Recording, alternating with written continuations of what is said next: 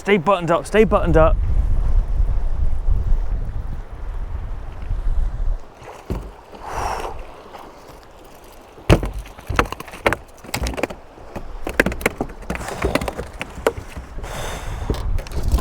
All right, girl, hold on, chill, calm down there with those freaking Mustad triple grips before you hurt someone like me. Well, this is a precarious situation. Speckled trout number 20. Good morning.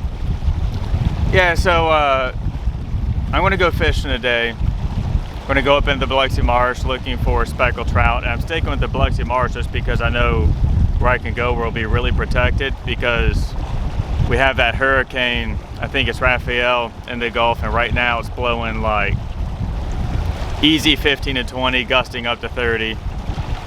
So, you know, we're not going in the middle of Lake Pontchartrain or Lake Borgne today, or I would really like to go to Venice, but where that wind blows straight up the Mississippi River, I don't want to be in this boat. So we're going to do the Biloxi Marsh. Now, something else, you know, usually when I make these fishing videos, they're pretty produced, and it's a lot of work. So in an effort to try and get fishing videos out sooner,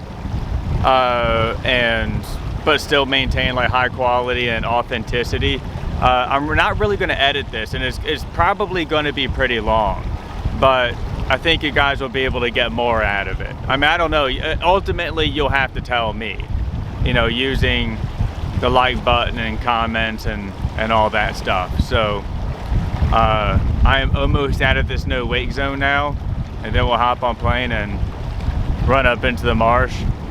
I got a bunch of different spots picked out. Let me show you here.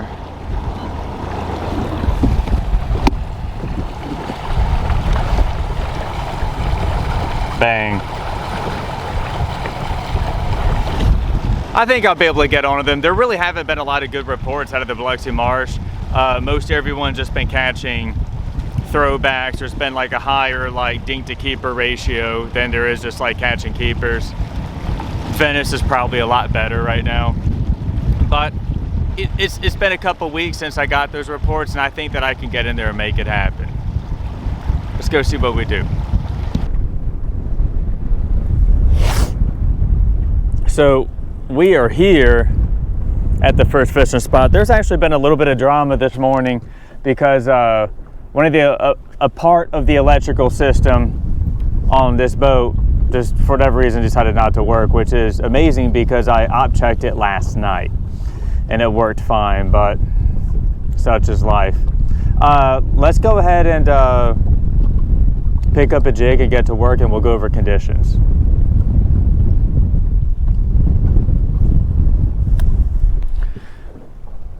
All right, put this away.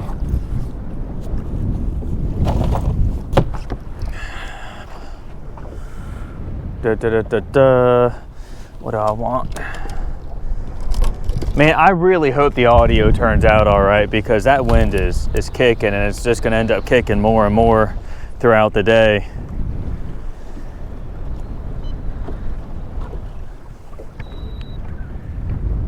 So what we got going for conditions, besides the crazy wind, is we do have like a 2-foot falling tide that on the east side of the Biloxi Marsh started falling around 2 a.m. We'll stop around 2 p.m. And then down at Shell Beach, we have a like 1.7 foot falling tide that started about 5:30 a.m. like an hour ago, and then we'll it just rolls for 2 hours. I'm sorry, 12 hours. So we have quite a bit of tide. There will be some amount of falling tide today.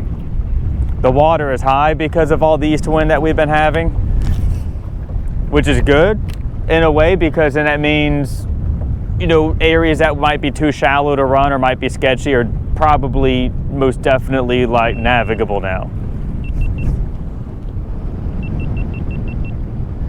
And my chest cam battery just died. Like, I think today's just gonna end up being one of those days, man. All right, so while I work on this, I'll keep talking conditions.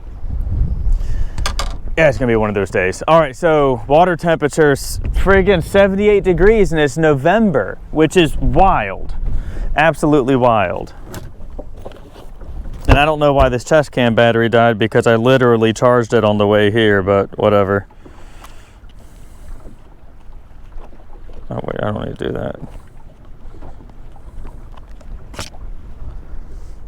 Overcast weather. Overcast weather is great. I love it. And we have it today. Just in my experience, my best fishing trips for speckled trout have always been when it's overcast. That's not saying you can't catch them when it's sunny. You certainly can, but I just prefer it when it's overcast.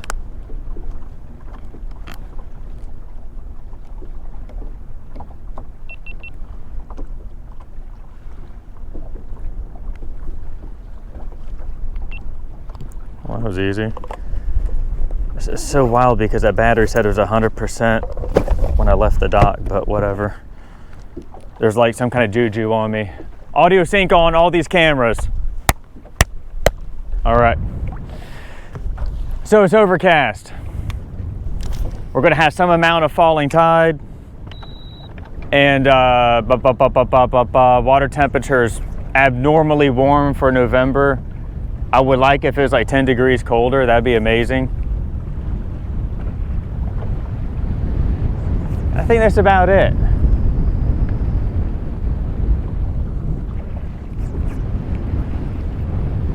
I really just don't even have a whole lot of faith in this spot.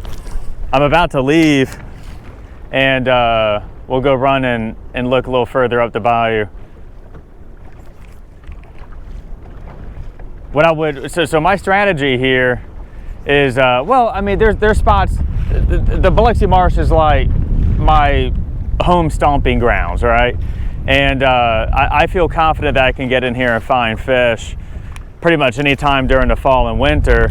So with that said, I do think that there's a good white shrimp migration, like white shrimp pattern that I can fish, which is best done on a falling tide. As long as that water's moving out, it doesn't really matter what else is going on. And there's some spots I think could be on and be good, even though the wind's blowing right on them. And you'll know it, we'll know it, once I start getting closer, because you'll just see a bunch of birds diving.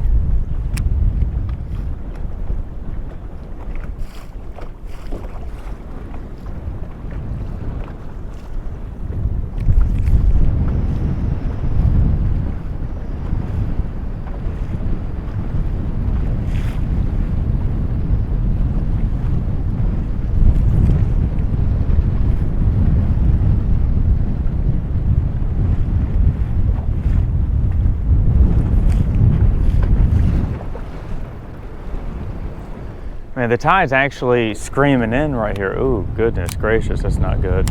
Looking at that crab trap. Okay, well, let's get out of here.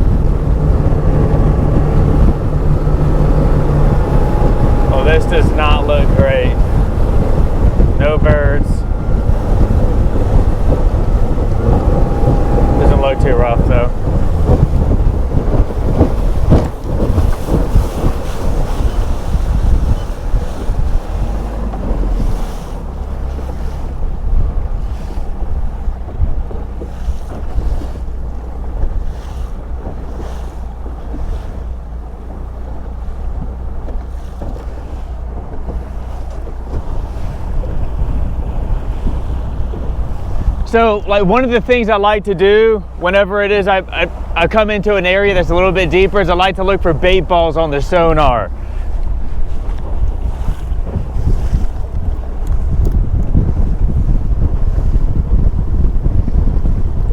And as you can see, it's like that's a ghost town, man. Like this probably isn't I don't think this is worth fishing.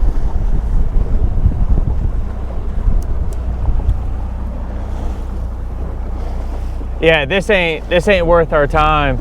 So what I'm gonna do,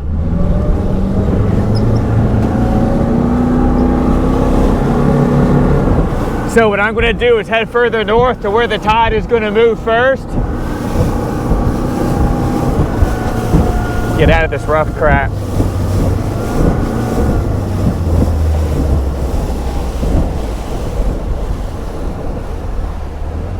So what I'm going to do is head further north towards the Mississippi Sound where the water moves first, because the water's like coming in here and it should be falling. It's gonna, further up north it's probably falling. You know, if I had a cell phone, like a data signal here, what I would do is look at the USGS station at Mississippi Sound at what is it called, Grand Pass, and I could just see if the water's moving already or not.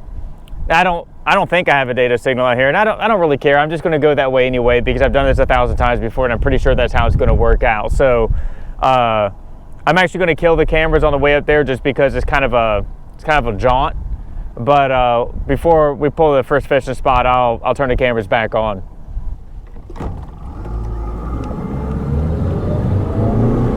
Man, that's a freaking loon I just saw in the water. That's a good sign. You really don't see those up here. You see them more in Lake Pontchartrain.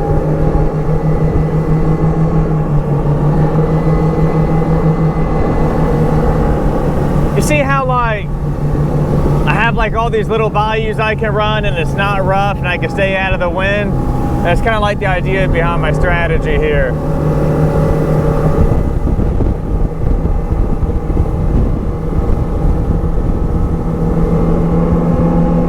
As I'm running, I'm looking at these crab traps to see which way the water's going. And the water's going. It's going, but it's still coming in.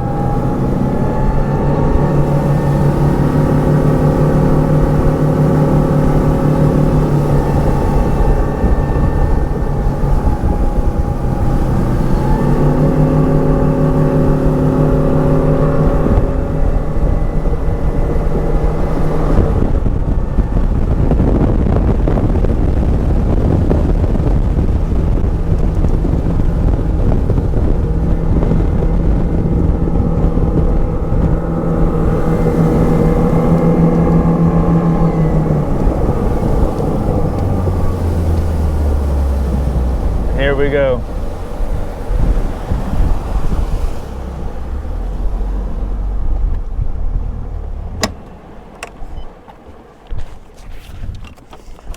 All right.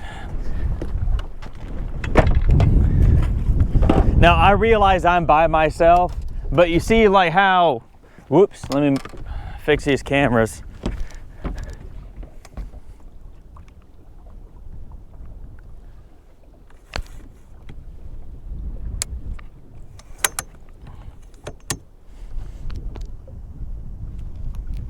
Anyway, I was saying that I realize I'm by myself, but look at like how I'm just not screwing around. I'm just getting in the water, man.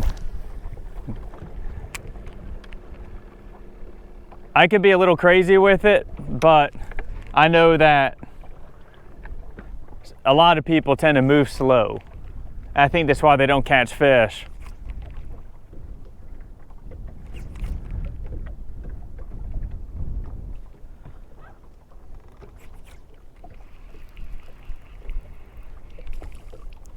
Water clarity could be better. So it is what it is though.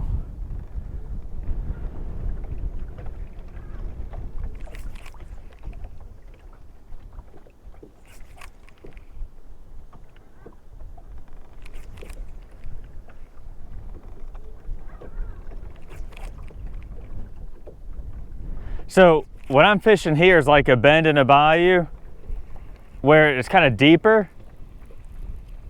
which would be really good to fish if the water were colder and like a cold front blew through, but it's 78 degrees. Technically, the fall pattern doesn't really kick off until the water temperature stabilizes around 74 degrees. So to be 78 degrees in November is just mind-boggling.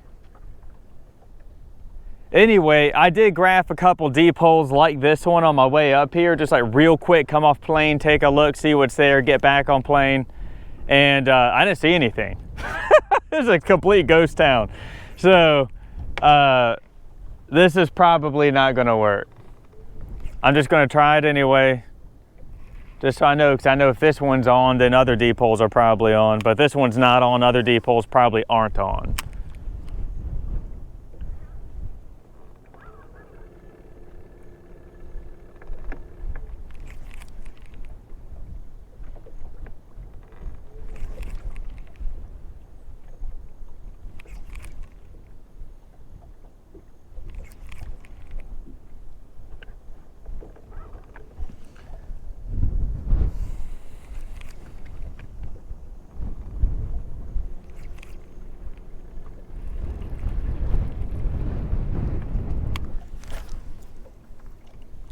And my backup plan to all this is just to go to the rock dam and beat it up, because that wind's blowing out of the east, and I think I can get on the south side of the rock dam and still be protected.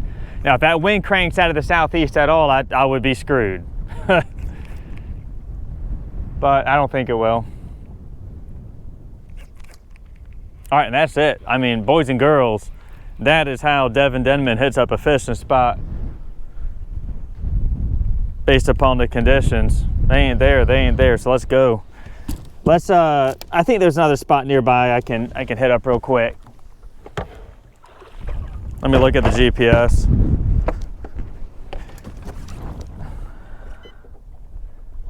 No, not really.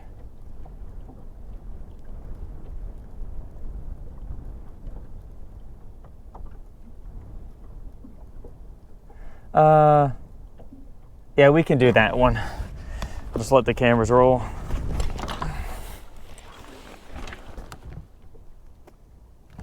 Yeah.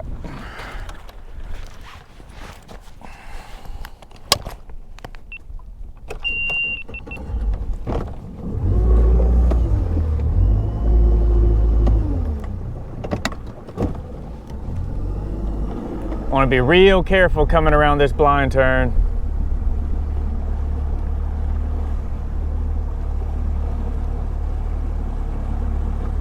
Yeah, all right, we're good. Forgive me because I haven't really shot a format like this, and I just want to make sure the cameras are good.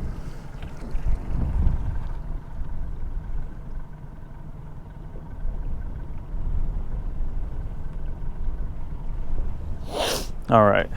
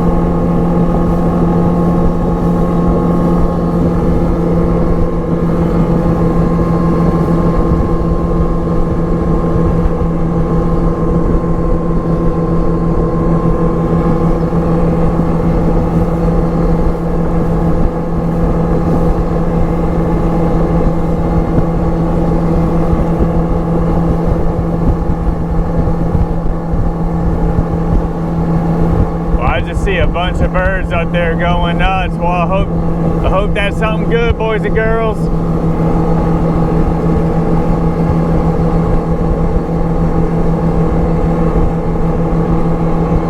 I don't know what that is.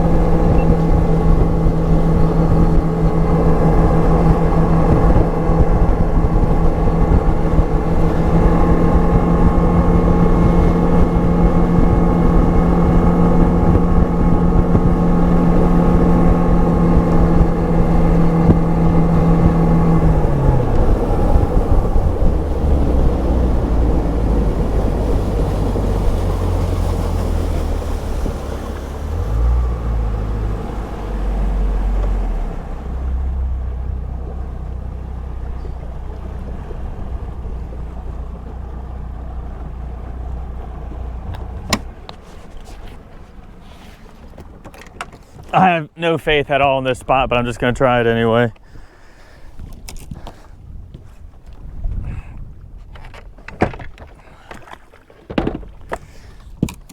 Friggin' cameras. All right. Yeah, there we go.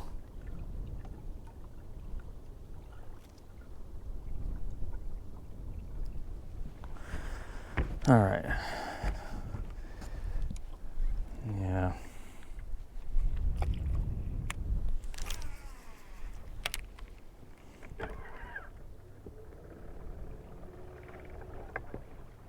Yeah, water's coming in right here. That ain't gonna work, man. It needs to be falling right here. Now I really regret coming up here. My original plan was just to crank it out at the rock dam all day. And I was watching the show Beach Buoy yesterday, and I saw that there was an amount of moving water, like the water's dumping out, and I was like, I can make that happen.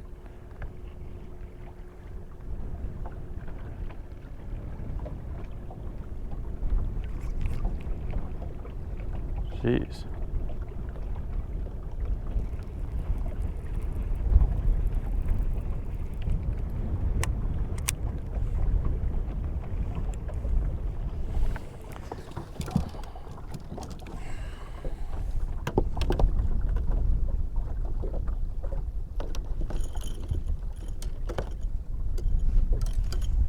Nope, no, we want this one.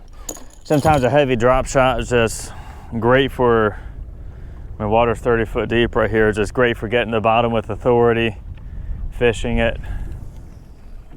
So that's what I'm gonna try here.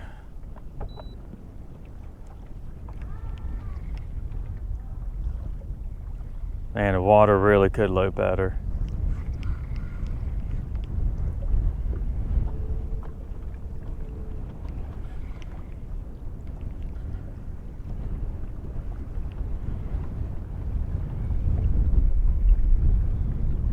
It doesn't appear to be anyone else up here, which is, I'm all right with that. I mean, it's a Friday, so.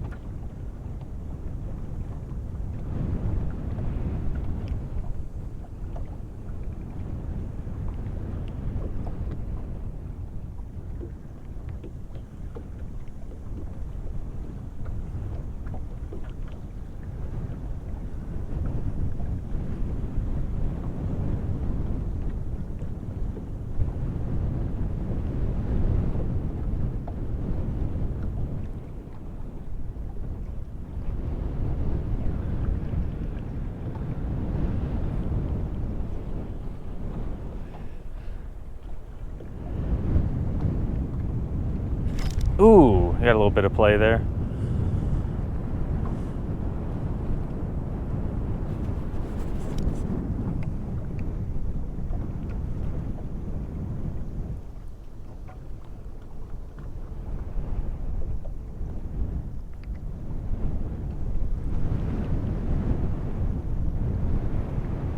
Oh, that feels like little fish. I'll give this a couple more minutes just because I'm getting bites. Like, all right, we'll see what it is. I bet it's a dink trout or white trout.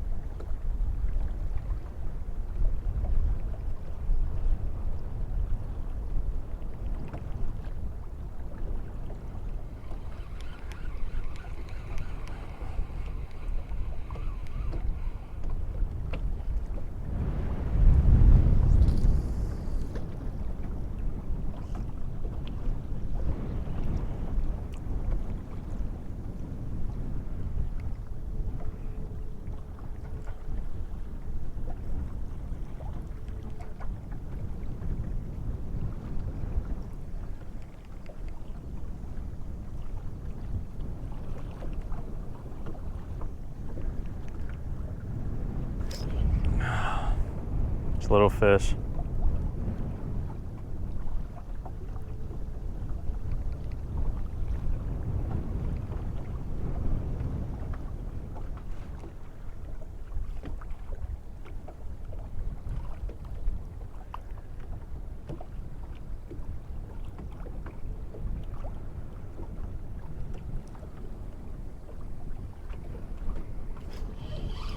Right underneath the boat. What's this? It's a little white trout.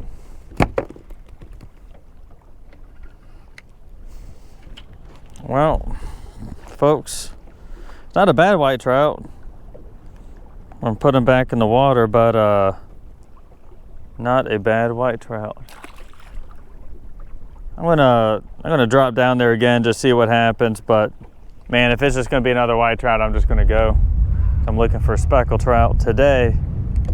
You know, I was actually in this spot like 12 years ago with a customer. This is when I used to guide. It was just me and him. Real easy, real fun trip. But where's he from? I think he's like from Canada or something. And he's not from here.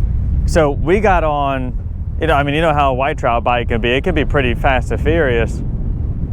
And we were sitting here whacking the daylights out of him. And after we caught like 20, I was like, there ain't no trout here, let's leave. And I went to pull the anchor up, because I had an actual anchor then, not a fancy trolling motor. And I thought he was gonna fight me if I tried to pull that anchor up. He didn't want to leave. He thought it was the best thing ever. I was like, man, it gets better than this, believe it or not. It does get better. One more cast.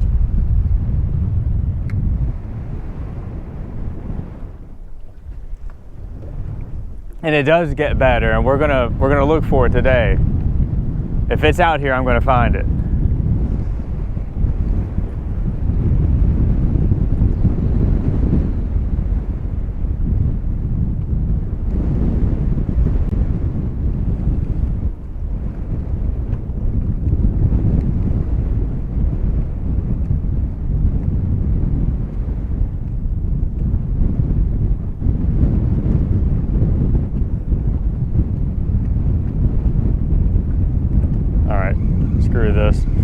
This is dumb. Let's go to the next spot. Let's just roll.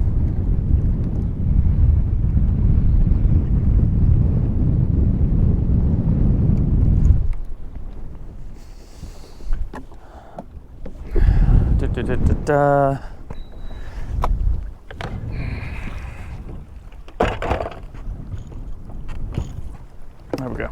Awesome. Let's bounce.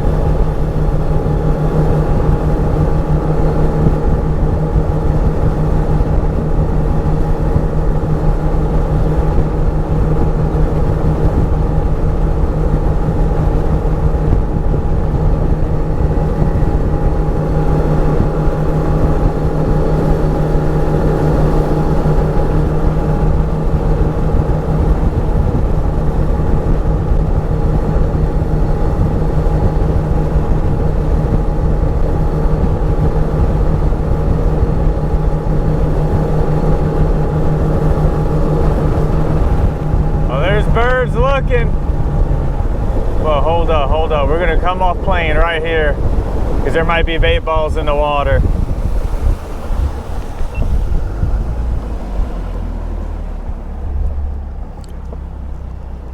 Yeah, so these birds up here aren't like, they're not like actively diving, but they are looking in the water, and there might be bait balls coming through right here. So I want to come off plane and look in the water with the sonar, and also look at the surface of the water. There might be like a dead pokey floating or something, or shrimp jumping. I mean, I don't know how much you can see my head while we're running, but I'm like looking, I'm just scanning the horizon, looking. Because these birds are hungry, they got to eat too. They're going to be looking.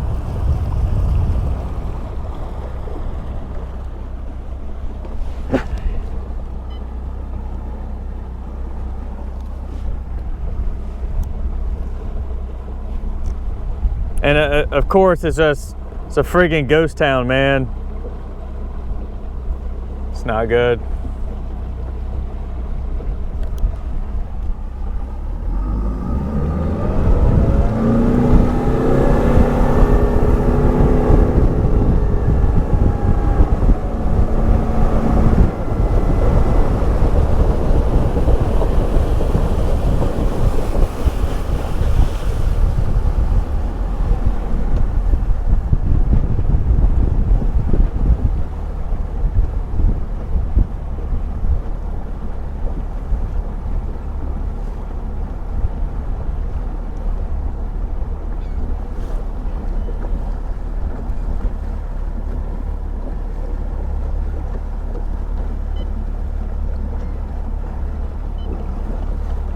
And I'm marking some fish in here.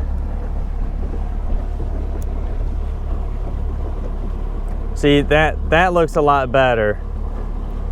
No bait balls, but there are fish.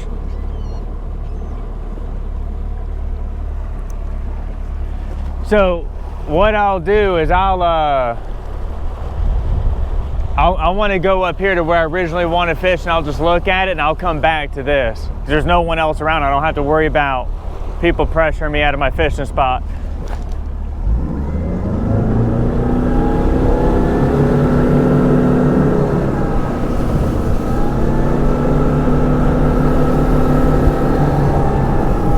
Look at them ducks. Look at them ducks go.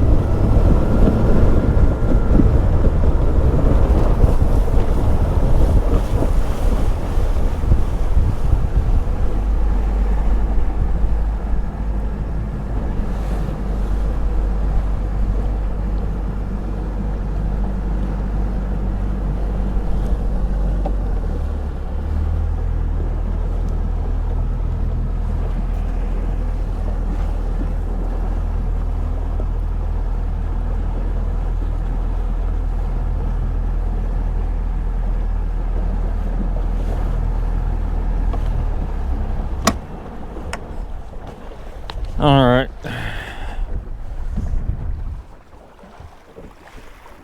Yeah, we're doing that. Okay.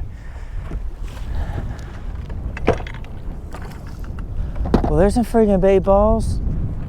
Let me just get it here on the chest cam. Whoop, there's some bait balls. Okay, well, it's a start. But I just don't know if the water, it looks like the water's kind of slacked out here.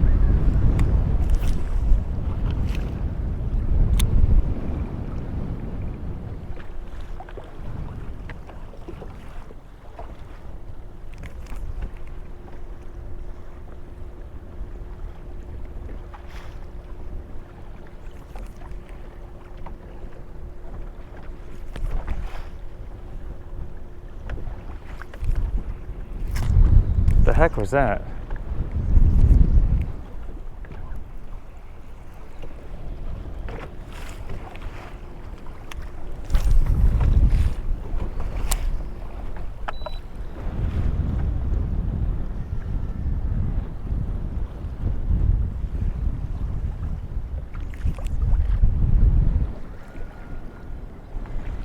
Hey, Charlie Motor, you gonna make up your mind today, huh? What's up? It's like everything electrical is failing today. All right.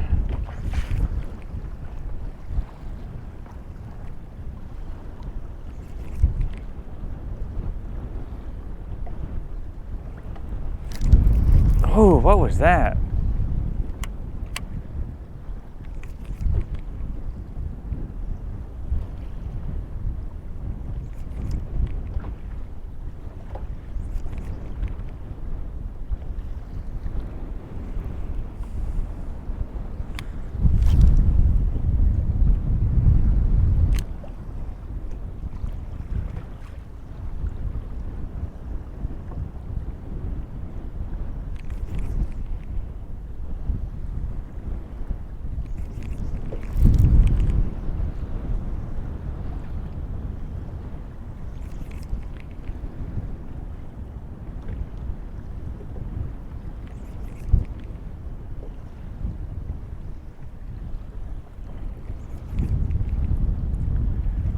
Now, the reason a falling tide is so important is because white shrimp are leaving for their spawn in the Gulf of Mexico.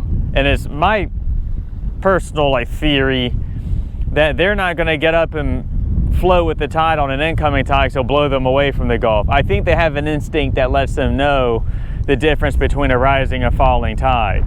So, God, what the heck? He's just sitting on it, man. That's a weird, that's not a bite. I gotta be snagged on something. What is this? It's a little baby trout. Okay, that's a speckled trout. I think those shrimp know the difference between a rising tide and a falling tide. So you could literally go to a spot like this one and some of the other ones I've already been to and fish it when the water is slack or when it's coming in and not see a dang thing, right? Then you can go back once that tide has been ripping out for a little while and it'll be a completely different fishing spot. It'll be completely on fire. So this is kind of like the difference between fishing the conditions and just fishing spots.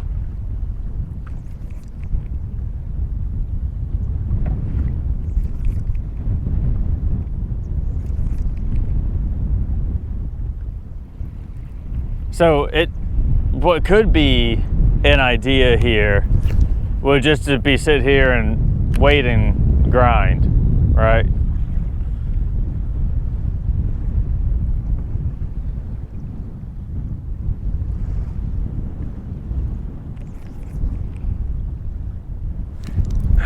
What the heck? I think there's a bunch of little fish here. So I keep feeling them hitting the jig. And a good size 15-inch speckled trout isn't gonna, in 78-degree water temperature, isn't gonna be this reluctant to commit.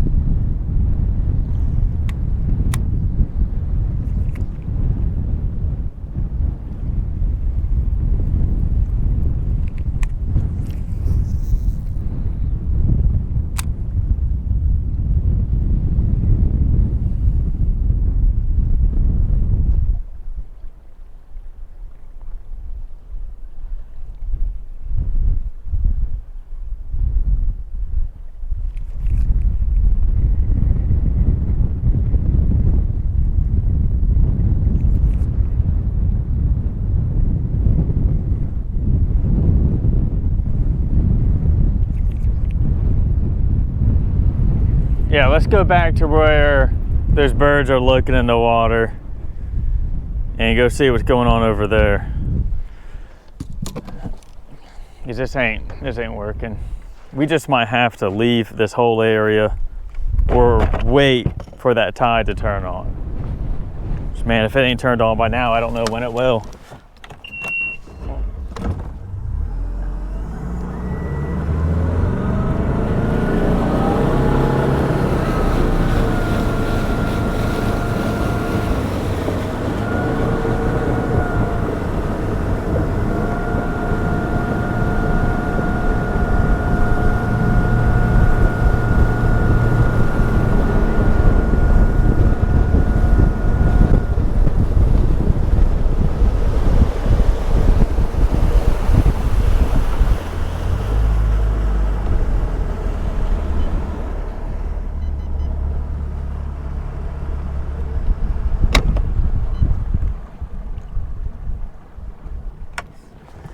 All right.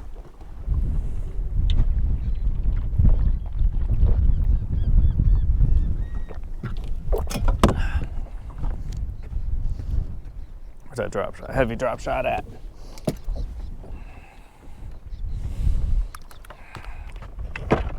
There's a bait ball. There's another bait ball. Okay.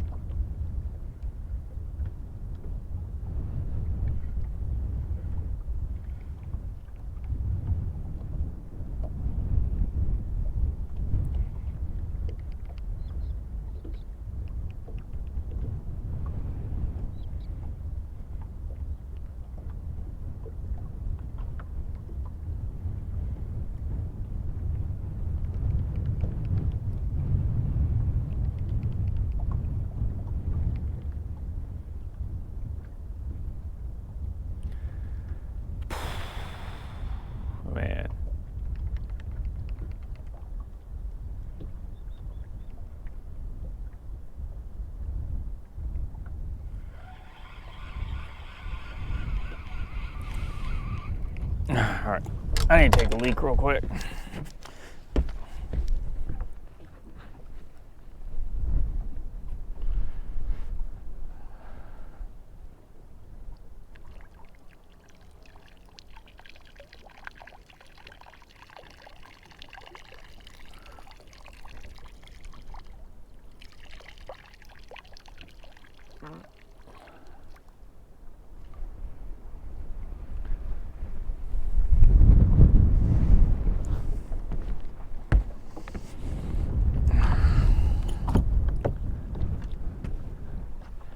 Yeah, I don't know what I'm gonna do, man. It's like, I mean, hindsight is 20/20, but if I would have known it's gonna be like this, and what I would have done is chill at the rock dam and not burn all this gas.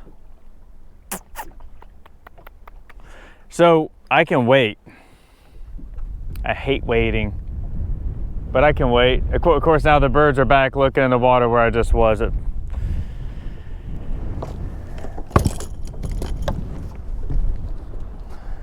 There goes some mullet underneath the boat. If you ever see, ooh, I need to swap that battery out.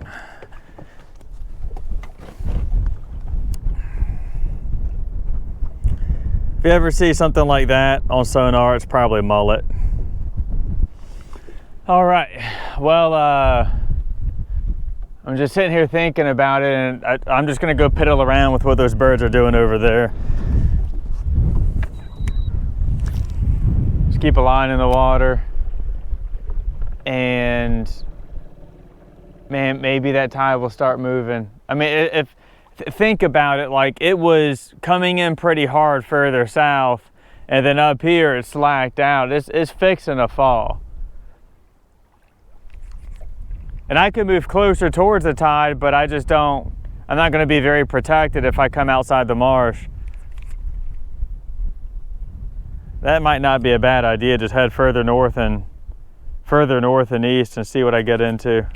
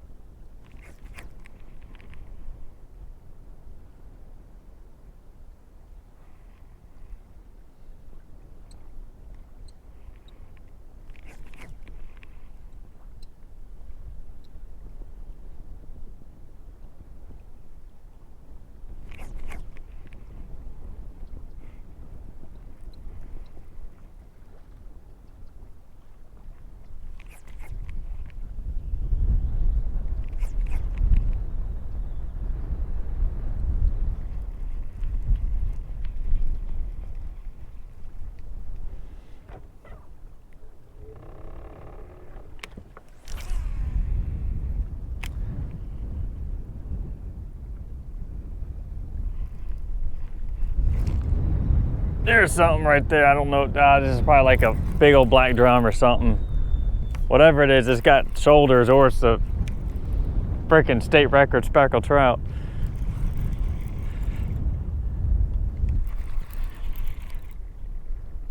It's pulling weird. What is this? What is this? Oh, it's a big old, just a big old sail cat. Jeez. All right, whatever.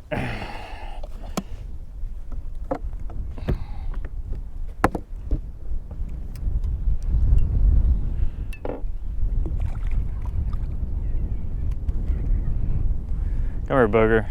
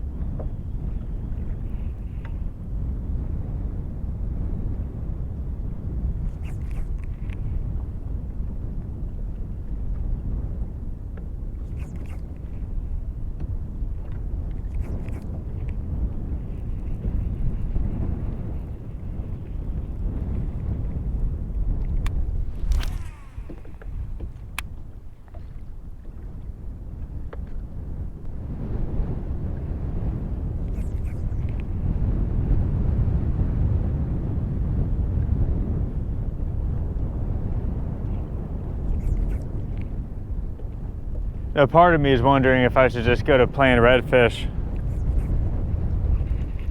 for the time being and then wait for the tide to fall. I might do that.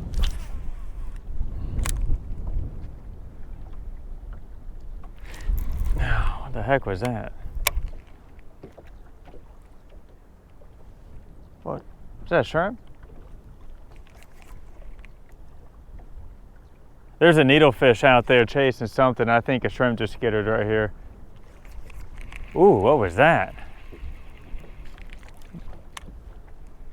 Boys and girls, it could be coming alive right now. That'd be great.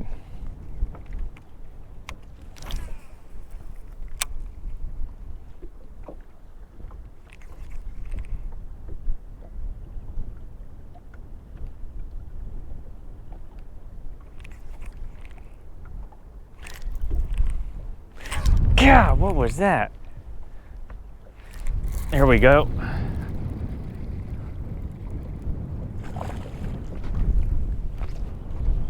I don't think this guy's 13 inches because that's the new limit. Yeah, there ain't no way that guy's 13 inches. All right, but it's just, you know, we're getting warmer.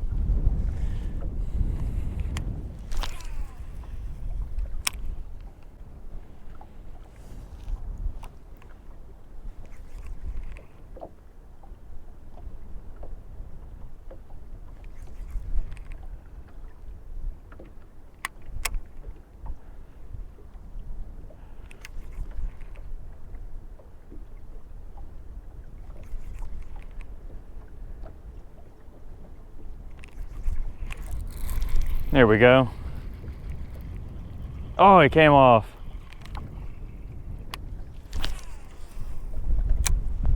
I don't know if that fish would have kept or not, but yeah, right away.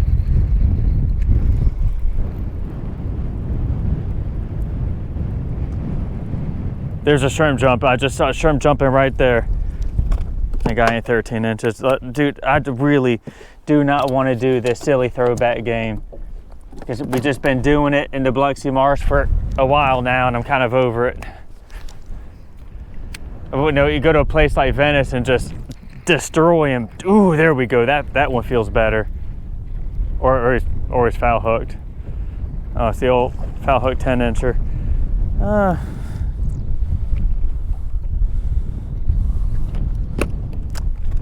Come here, booger. I don't know why I feel like I need to measure you, but I do. Yeah, like, no, nowhere close.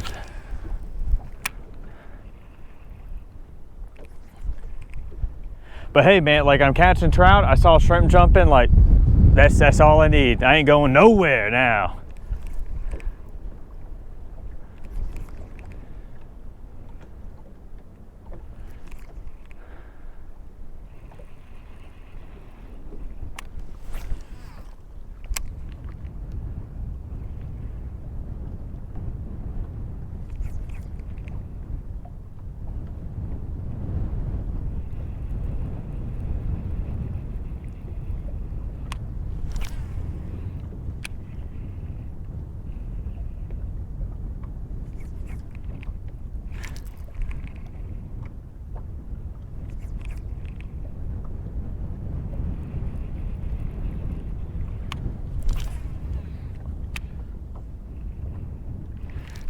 Ooh, man. Came off. Get right back out there. It's one of the reasons I use casting tackle. You can see how quickly I can just like get that bait back out there with speed and precision. This one might keep.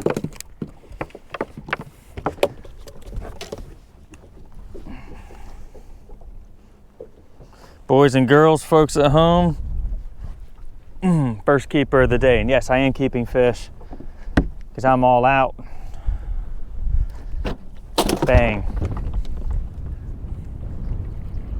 Get back out there.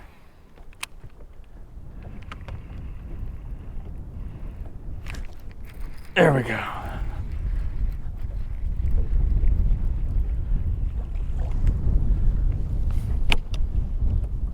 Get that bait back out there. We'll measure him in a sec.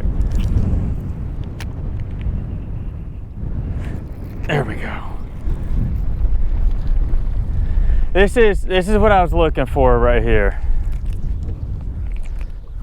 Oh no, the lure just broke off. It's all right. I got another one ready to go right here.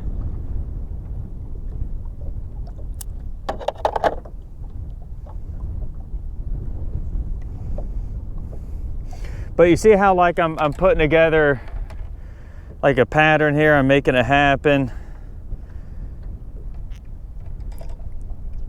Let me fix these cameras real quick. Let me handle these fish. Come here, booger. Give me my bait back. There you go. Yeah, and you were 12 and a half.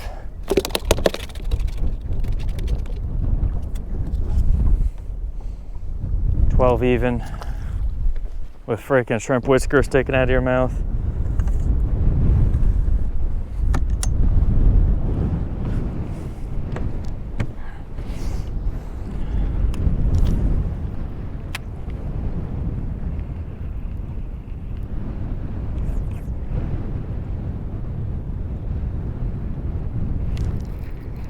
They're still there.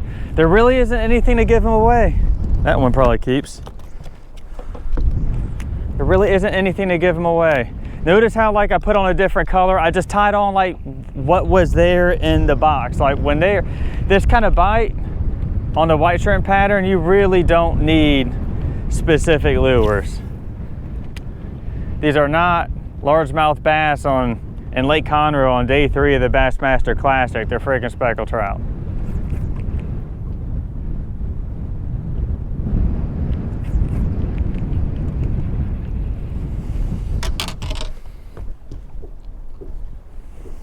So you can see the shrimp whisker sticking out of his mouth. You are just like barely not 13 inches. It's all right, we'll catch more.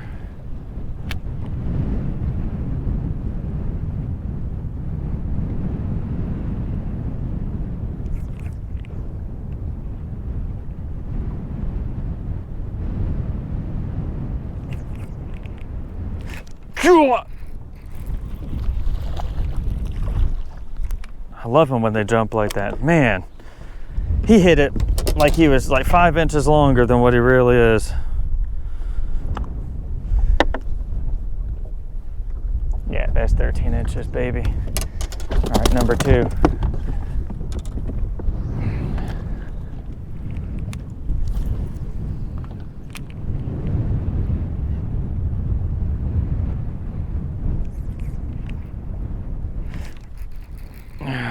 There we go.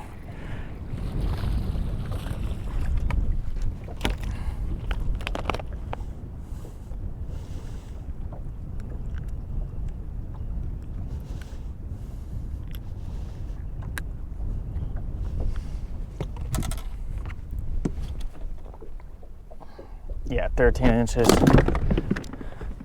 Look at the shrimp this guy coughed up. Look at that. It's a nice shrimp.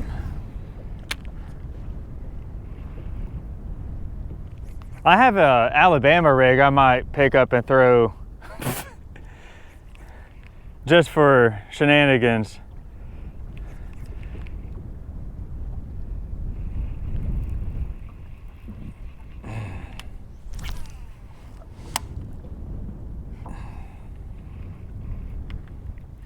Oh, there we go.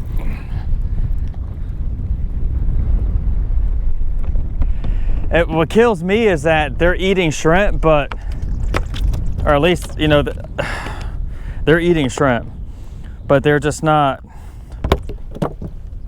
the shrimp just aren't jumping a whole bunch to attract the birds. Man, right away. Boys and girls, folks at home, this is the kind of trout bite you're looking for right here. This is what you're looking for. You want to send that bait out and immediately hook back up.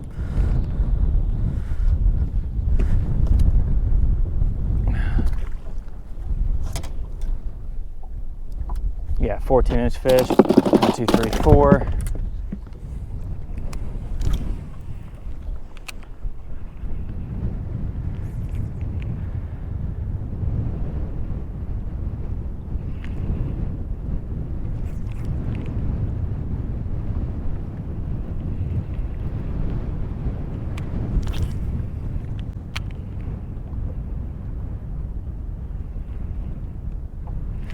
Ooh.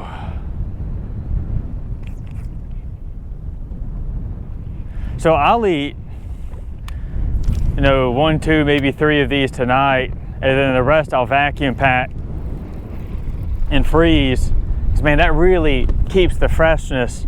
I mean, as much as I'm all about conservation, and I am, and I put fish back in the water, which I do, to include keepers. I put a lot of keepers back in the water. I think it's all right to keep fish and eat them. That's all right. What I don't want to see happen to inshore fishing is us become like what you see with major league fishing for bass, where, you know, these guys can't boat flip fish, they can't bear hug them. I mean, it's just I think it's going too far, because there isn't a boundary that can be set where it can be like, all right guys, maybe that's a little bit too much. People are just going to be like, well, I'm going to be even more of a conservationist. More. Dude, what are you? Oh, you're 12 and a half. I thought you were almost 13.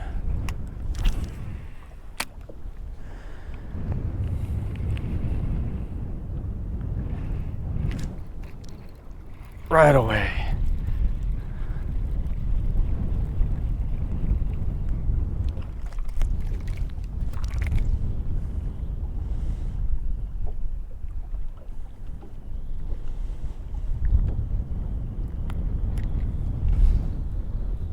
Yeah, 12. So it's all right to keep fish. What I don't think is okay is to take advantage of the creel limit. I don't think it's okay to just over harvest fish. Like, you know, if you go, something I always found irritating is when people go catch 25 fish back when the limit was 25, and then they would go back to the marina and get another cooler and go back to get another limit of fish. It's like you're kind of abusing the system, man. Dude, he's just barely not 13 inches. I don't like it when people keep 100 speckled trout and then let them become freezer burned and they don't eat them. Yeah, I didn't even have time to get my hand on the reel. This one feels nice.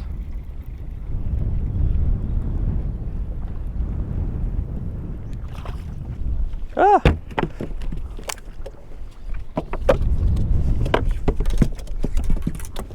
That guy definitely keeps. That's 1, 2, 3, 4, 5 speckled trout.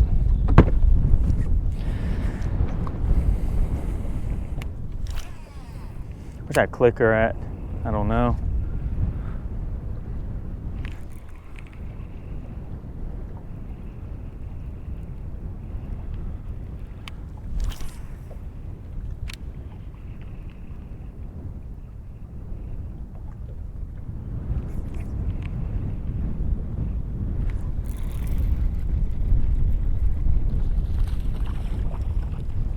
Nice.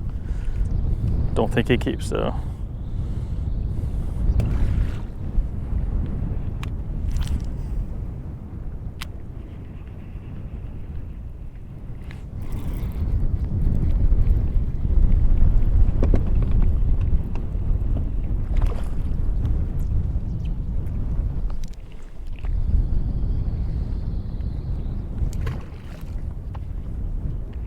I also don't think catching and releasing, I don't think having these throwbacks hurts the throwbacks that I'm throwing back. And that's derived from my own personal experience of tagging fish and watching them get caught miles away. Or when I would tag fish, I'd keep like a big tub, like just a cooler full of water inside the boat. And I would keep the fish in there, you know, for hours. As I'll sit there and I'll catch like 100 and then tag them and release them. And they were fine. As long as you changed out that water, dude, you're close. As long as you changed out that water and, you know, and you didn't beat them up too bad. I mean, and by beat them up too bad, I mean like letting them swallow a treble hook. Don't do that. That's another reason to fish artificial and not friggin' live bait. Dude, there's shrimp jumping right there.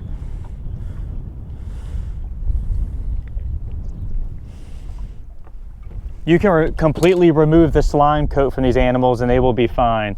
Bang, 13 inches, number 6.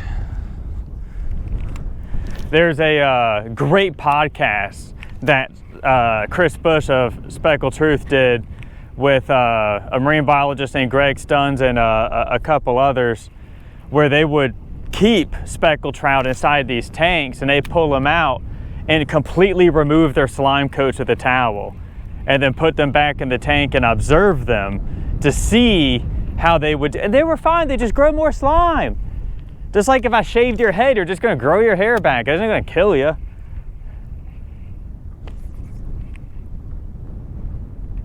Yeah, Speckled Truth podcast is awesome. Y'all should listen to that.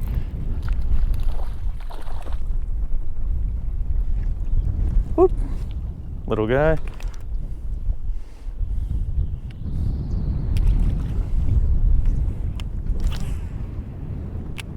You know what's kind of interesting right now is that you know, you could look at like videos or pictures of people fishing and kind of figure out like what the tide's doing. So when the tide starts falling, it's going to go that way, and the wind's blowing this way. And if the tide falls hard enough, the boat will be pointed that way, even though the wind is blowing that way. And the boat is starting to kind of cant at an angle like that. So that's kind of like a way I can know how the water here is moving without like watching my lure go through the water or something.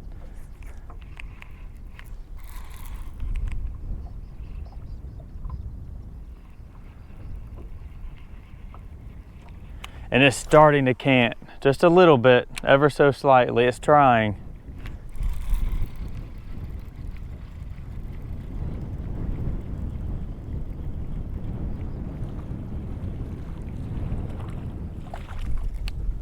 Man, just throwback central, huh?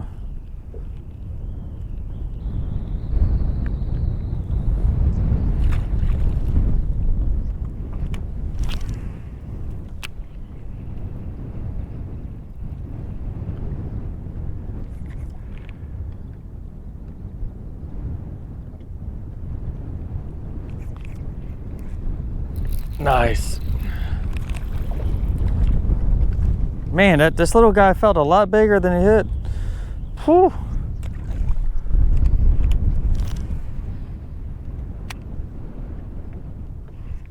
Man, like, as soon as it hits the water, they are just over. There's a shrimp jumping right there.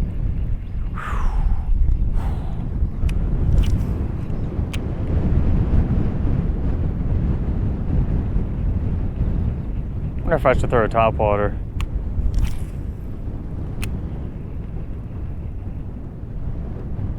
All right, so like lure and color experimentation. You get a lot of people. Well, I'll put it this way. Here's two things for you. Lures are meant to catch fishermen, not fish, if that makes sense. Fish do not peruse the aisles of the tackle store figuring out which lure they like. They're out here in the water. And then I've heard an interesting statistic. I mean, it could be completely made up, I have no idea. That 70% of all tackle that gets bought never sees a fishing trip. That says a lot right there.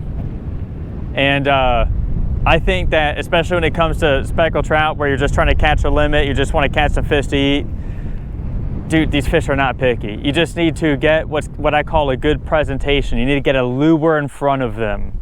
I have a really great YouTube video on that. That I'll have linked up below if I remember to link it up. Hopefully I do. That I'll have linked up below, or you can just go find it on my other channel, the Captain Devin Fishing channel, and it's good. And it details exactly how to get good presentations on fish, getting the lure in front of them where they can see it so they can bite it. Not way over here, not above them, not behind them, right here in front of them. And if you can do that, it really doesn't matter what the color is. And you know, I could probably make my own little 3-inch soft plastic, make a color that's a slightly different shade and give it a special, good night, and give it a special name, and then market the daylights out of it, and probably make a good coin off of it. But I'm just not but I would just much rather have my integrity, man. And I'm not saying people who make lure manufacturers don't have integrity. That's absolutely not the case. But some are definitely better than others. Come here, little bugger. This one might keep.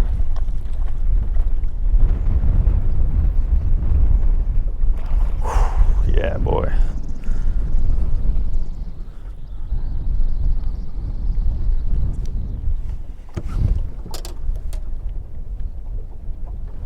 Yeah. 13.5-inch fish. So what's that, number 7? 1, 2, 3. Number 7. So we're like about halfway to a limit. Just catching 15 speckled trout is way easier than catching 25.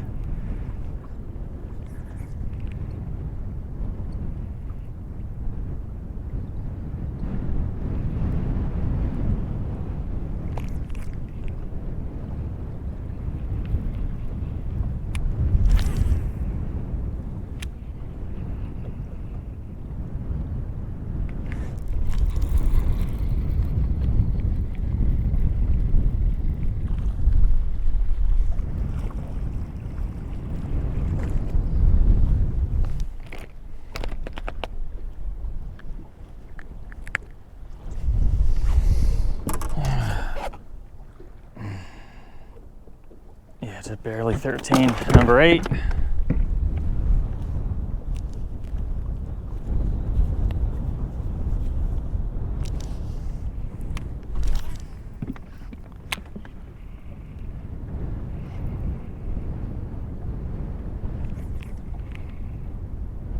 And going back to the whole getting a good presentation thing, I think that's more important than live bait. I don't think live bait catches more fish. In the same way that putting up gutter guards at the bowling alley will keep you from guttering the bowling ball, but it will not help you knock down more bowling pins. What helps you knock down more bowling pins is just getting good at bowling. And if you could take someone who has never bowled and give them the gutter guards, and then take someone who is decent at bowling with no gutter guards, and they're going to knock down more pins. They're going to get more strikes. Because if you watch pro bowlers, you'll see that they actually lean that bowling ball into the gutter a little bit. It doesn't fall in, it just leans into it because it's going in an arc down the bowling lane. But it takes skill to get that. So I would say, and look, when it comes to speckled trout and redfish, you don't need a ton of skill to catch them on artificial lures, because I mean, look at what I'm doing now. Can you cast a jig with a soft plastic out? Yeah, not hard. But I'll tell you right now, if I was fooling with live shrimp, not only would I have that additional expense and have to fuss over them, but I'd be going back and forth to the live well. You know, they'll be flying off the hook. With live shrimp, you definitely catch more trash fish.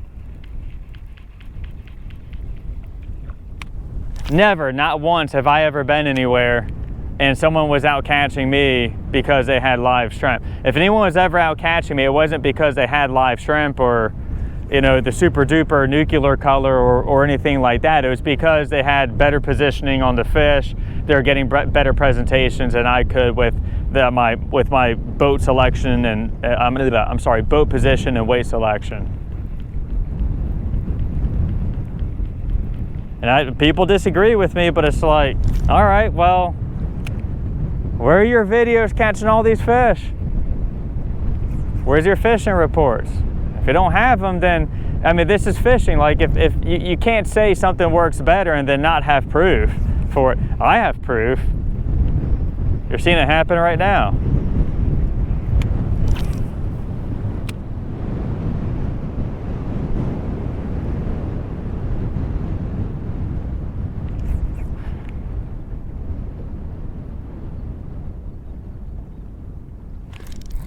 Oh, little bugger. Having this chest cam right here, like, screws up my ability to set the hook. It's just like, oh, it's like it's in the way. I don't want to, like, knock it off my chest.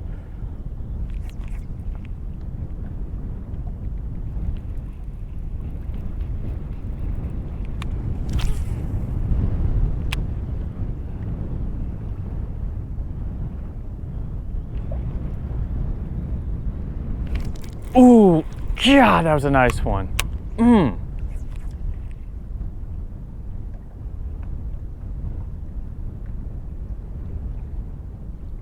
What are y'all doing?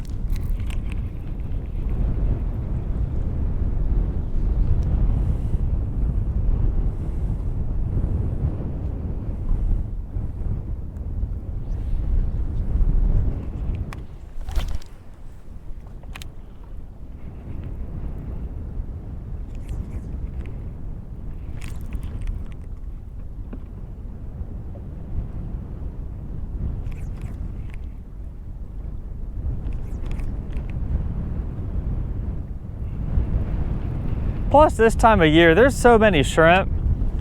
Like, they're already in the water for the fish to eat and to get the fish fired up and into a feeding frenzy so you can catch them good. They're already in the water, so why would you buy them? With that said, I think learning how to fish with live shrimp is it's a good skill to know.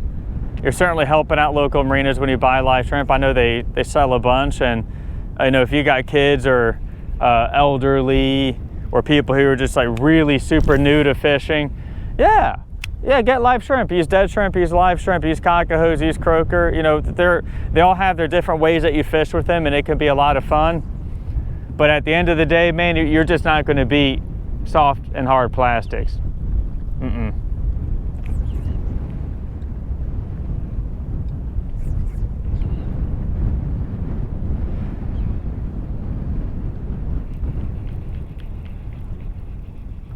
or let me fix that. You're not going to beat hard and soft plastics. You're not going to beat artificial lures if you know what you're doing, if you know how to fish with them, if you just know how to fish. So, yeah. Ooh. Lots of little fish out there.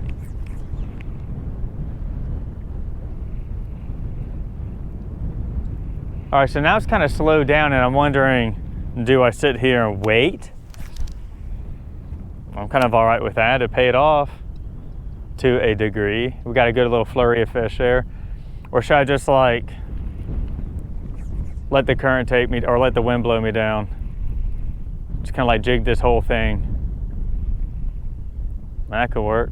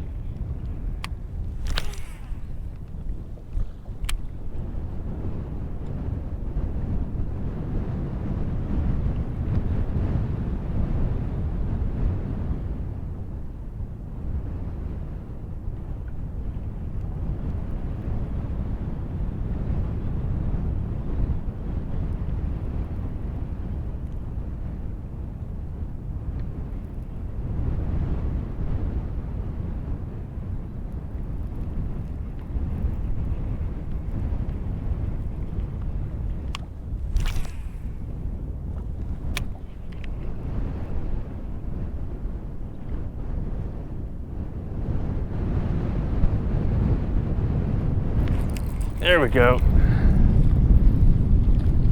It's a nice trout, or nicer trout.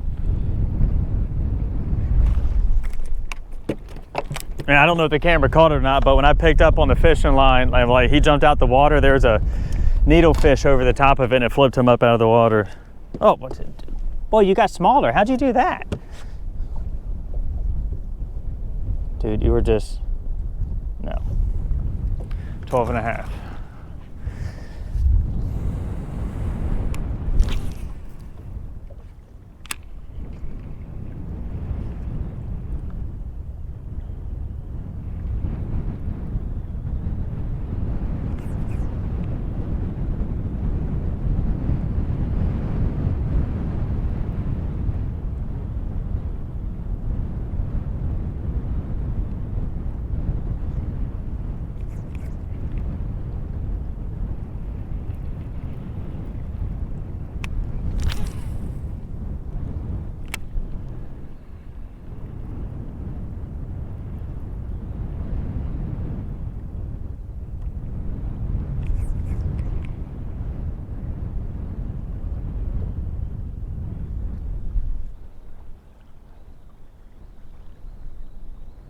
Dude, that tie's still slacked out.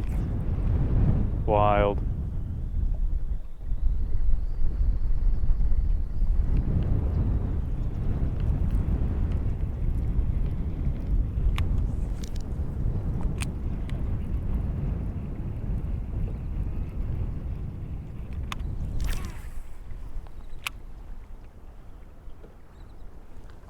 Oh man, some jacks just swam through. I'll tell you how I know. Because for one, I just saw something swirling, and whatever it was, it had a big body to it. And now you can see him right here. You can kind of see, you see like the fins coming off the bottom and top of him? Yeah, that's a jack. That's probably his buddies right there.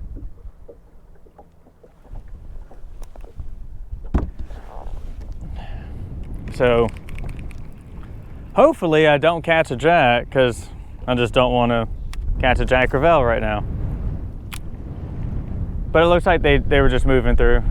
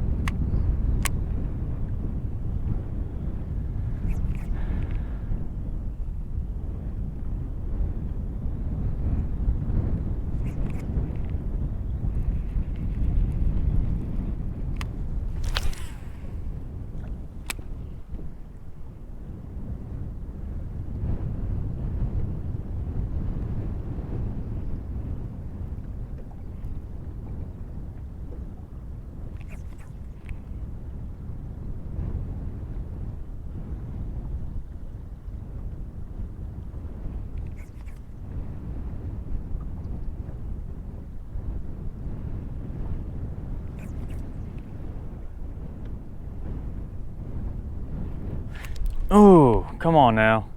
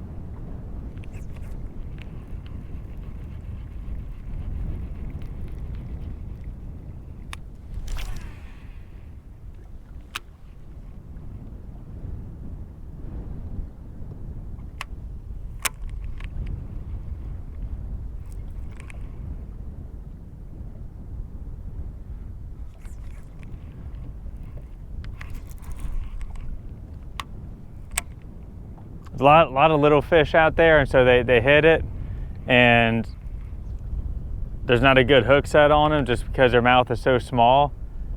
And so I just let the lure fall back down, hoping that there's another bigger fish that's going to pick up on it, like he's going to get FOMO and come hit it. So you see I got balled up there. So it looks like I'm just not setting the hook or whatever, and you know what will happen is people will clip my YouTube stuff and then be like, he's not setting the hook there. It's like, no, dude. See, there we go. That might be a better fish. No, I'm just trying to, no, it's a throwback.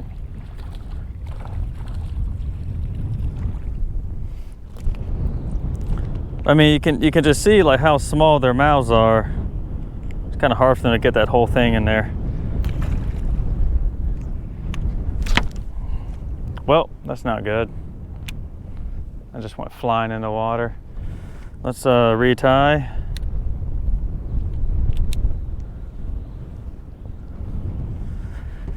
got another jig head right here ready to go, but I'll need to put a new soft plastic on it.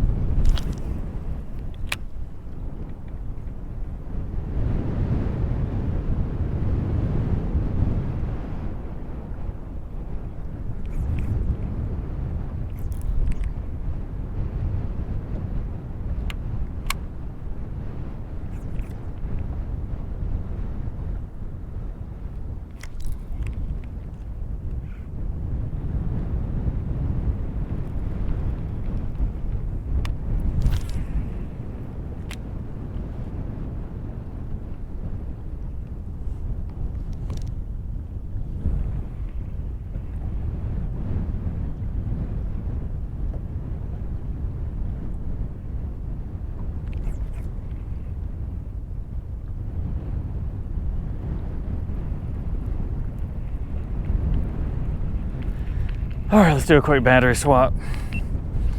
All right, all right, all right. Let's keep fishing.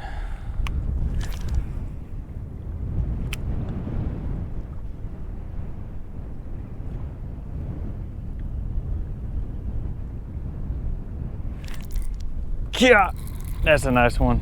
Feels nice anyway.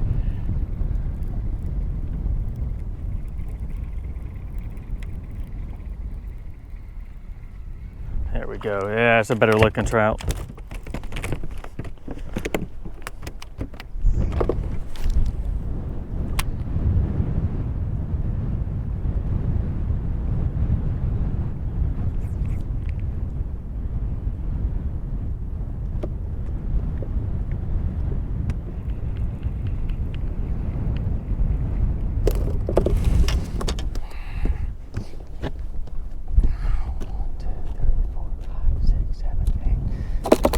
Number 9. Dude, where is that clicker at? So I don't have to sit here and remember what freaking number I'm on. Because I'm not that smart. I am not that smart. I'm smart in a lot of different ways, but I'm not smart in that specific way. Here we go. 1, 2, 3, 4, 5, 6, 7, 8, 9.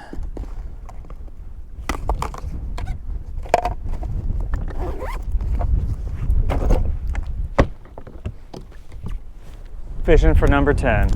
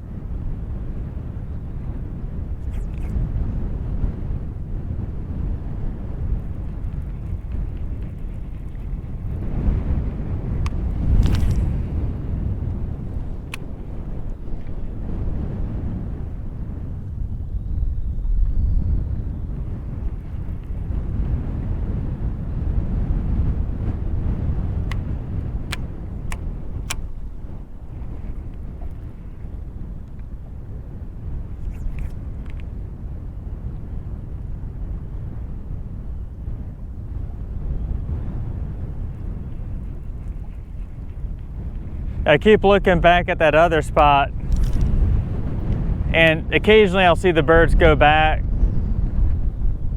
Right now they don't appear to be there, so I'm just going to stay where I'm at. Now if they picked up and just started going crazy, I'll go over there, but they haven't. They just kind of come and go. This seems like a good little grind to bite. Right, it just where you catch fish, you know, slowly but consistently. Like I've got one YouTube video where I fished over by the wall, and it's like February 2021, I think. And come on, little booger. And I would have to. How far would I drift? It was like a mile or something like that. I drift like a mile, and catch 1, 2 fish, maybe 3 fish. And then I just recock that drift and do it over and over and over and over until I got 25, and it worked. There we go. But it was a good grind to bite. This is a pretty good grind to bite, I would say. Just got to keep casting, keep doing it. Yeah, nowhere close. I don't even know why I even bothered measuring you.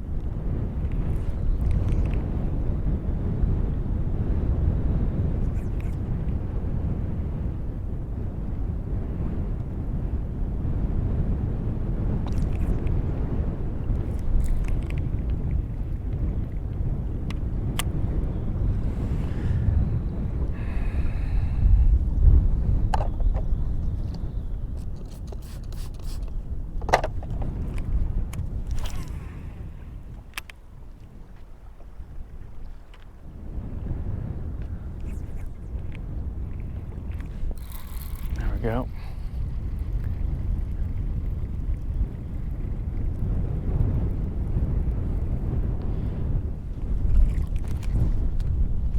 Freaking white trout, oh no. Don't let the white trout move in and booger all this up. Lure's all boogered up.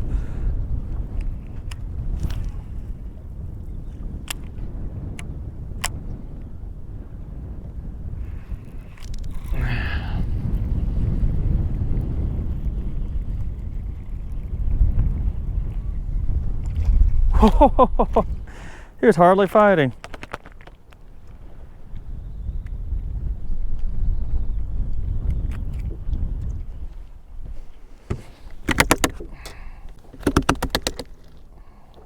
Yeah, it's a 13-inch fish. Number 10.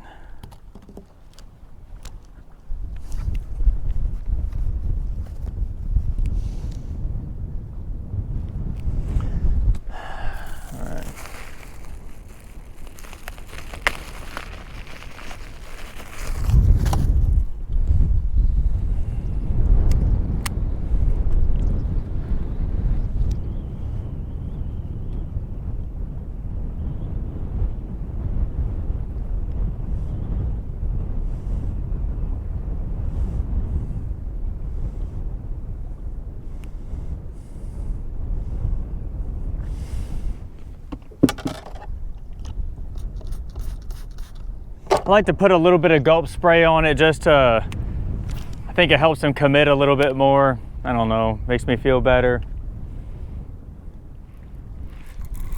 Dang, yeah, they might be making another run coming through.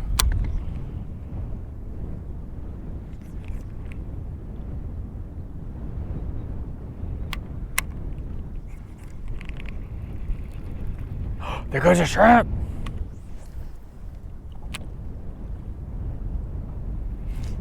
Oh man, right there where that shrimp jumped out. I'm gonna cast back out over here though.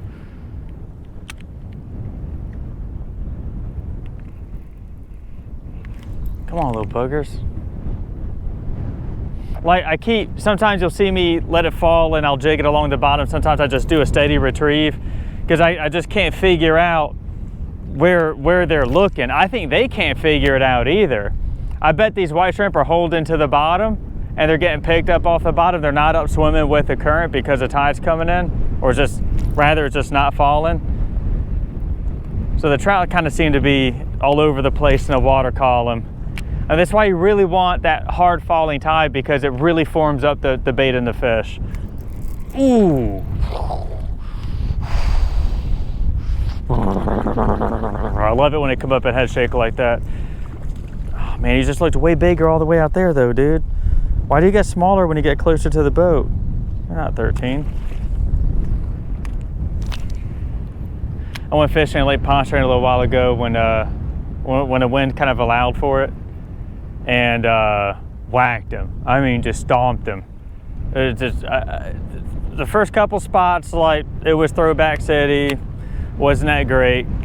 But then I found the spot and it was just bang, bang, bang, all quality 15 to 18-inch fish. Whew. And I might go there tomorrow because the wind will kind of crank more out of the southeast and will allow for it, for me to fish where it is I want to fish in Lake Pontchartrain. But this works for today. I'll take this. This is about what I thought it would be like. It's not 13 inches. I'll tell you what, if it was the apocalypse and I was able to get out here to catch fish to feed people, we would not be hungry. Come on, you little booger.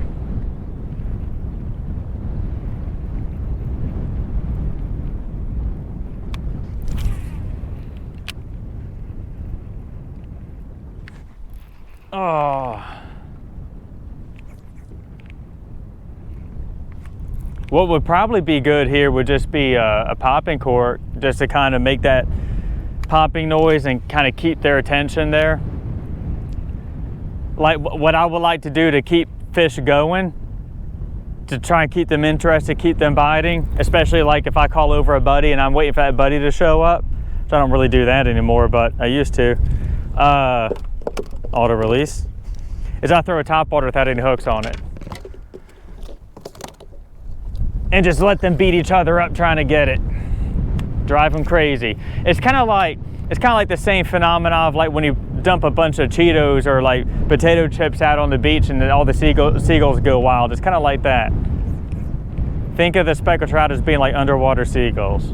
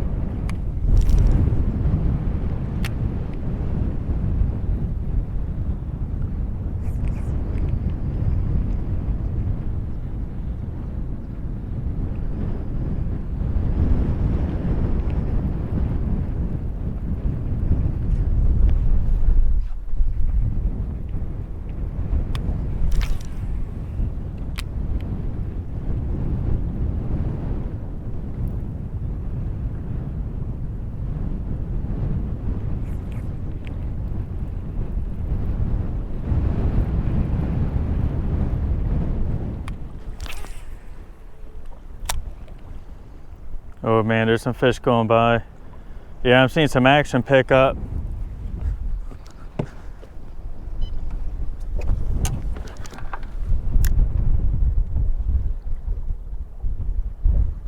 So you can see like some shadows here, fish going by, and then you can see them streaking around like that long shadow and this long return right here. And that may not necessarily be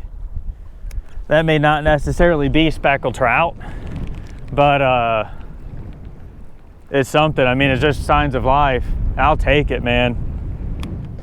Of course, what I need to do here is fan cast around or cast off the front, this side, and the back of the boat, and not get sucked into just casting that away.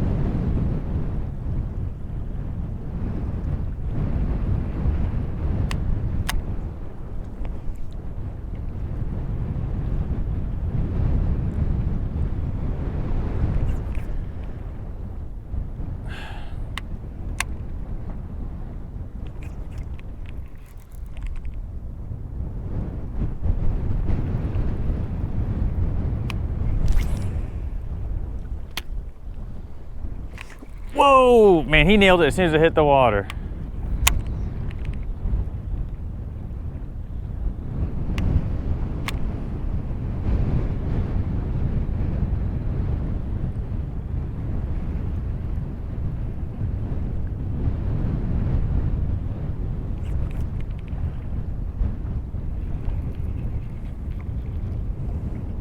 Yeah, the time right now is 8:47.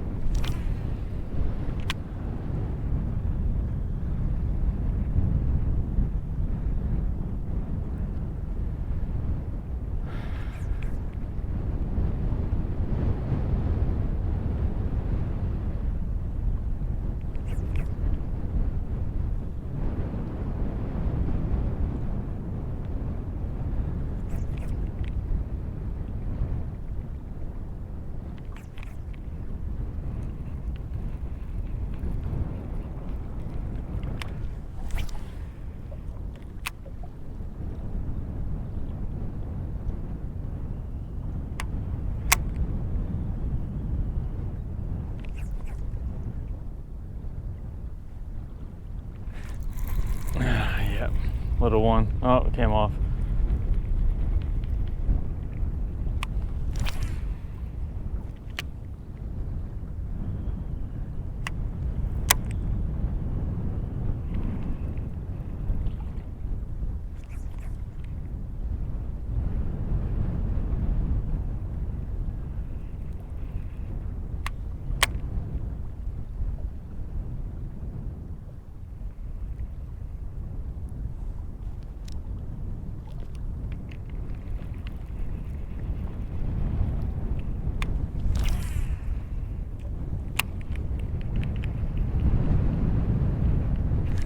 There we go. Keep hearing something splish splashing behind the boat. Ooh, that's a nicer trout. That's what I'm talking about, baby. Ooh. Ooh, yeah. Ah, little effort. You bit me. Why'd you do that? Boy, if I was in your shoes, I'd bite me too. Nice, knocking on 15-inch speckled trout.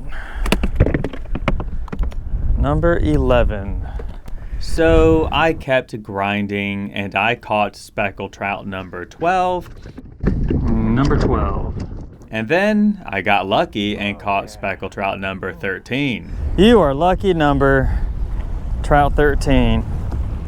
But the bite eventually fizzled out and it was no longer worth grinding, so I went to try grinding somewhere else, and that didn't really work out because all I did was catch more throwbacks or small white trout. Oh, we're leaving.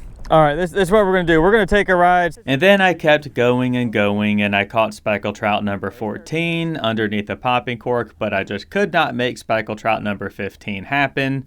So I went ahead and went to my last fishing spot of the day, which is the famed community honey hole known as the Rock Dam. And it's here where my hard work finally paid off. We are closing in on the Rock Dam. I feel that fish number 15 is here. You know, I don't even know why it is I'm so obsessed with catching this fish. I just am. All right, looks like I have this whole thing to myself, boy.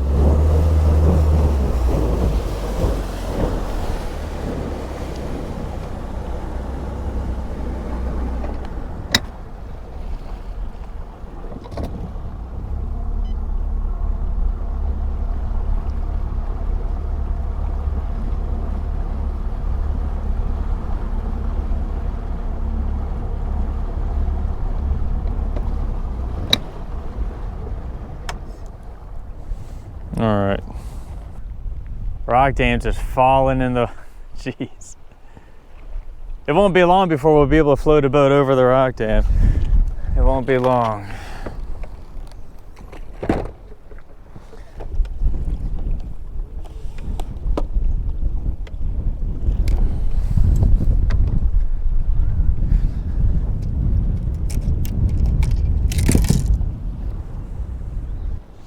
I mean, there's a lot of activity on the graph. That's good. I mean, I'll take it. It's better than nothing. Water here is friggin' awesome, as usual. As usual. Very rarely is it not.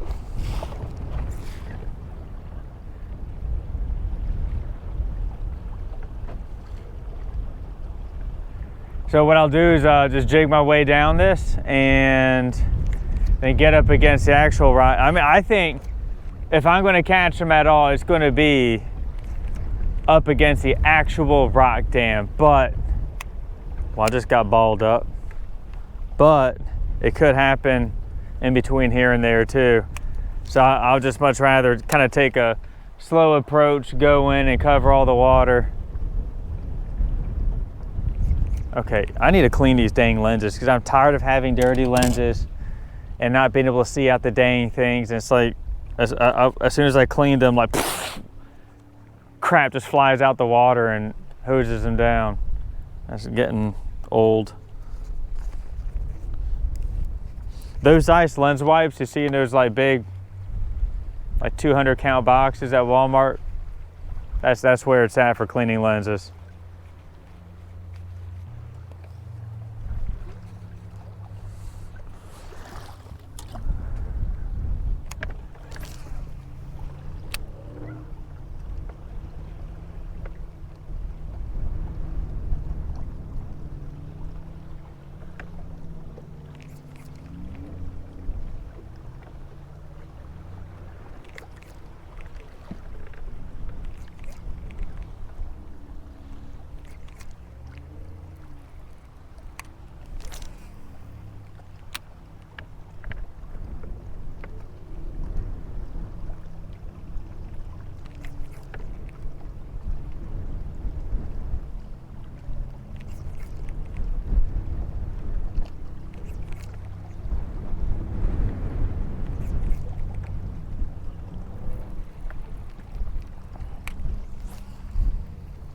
And since this water's so clear, as I reel in, I'm watching that lure to see if a fish follows it.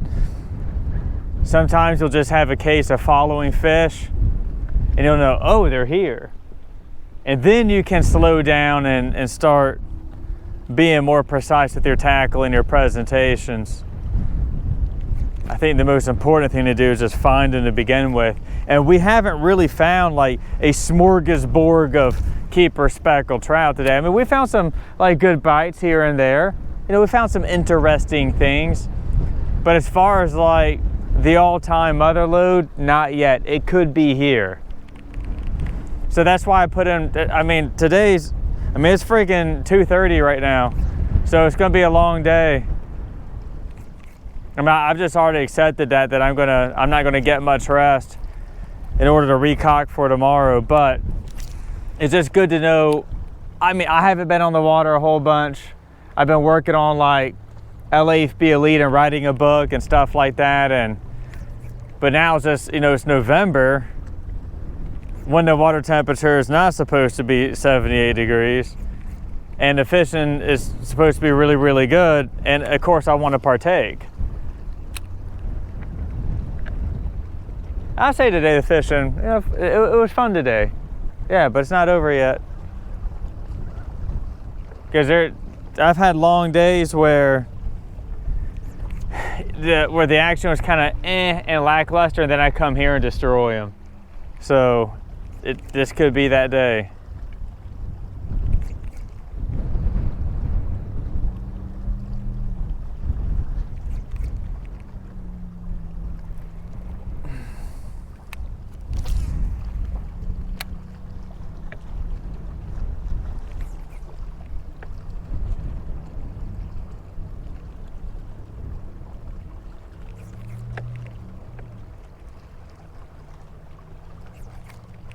Oh, is that a rock or a fish? It's a rock.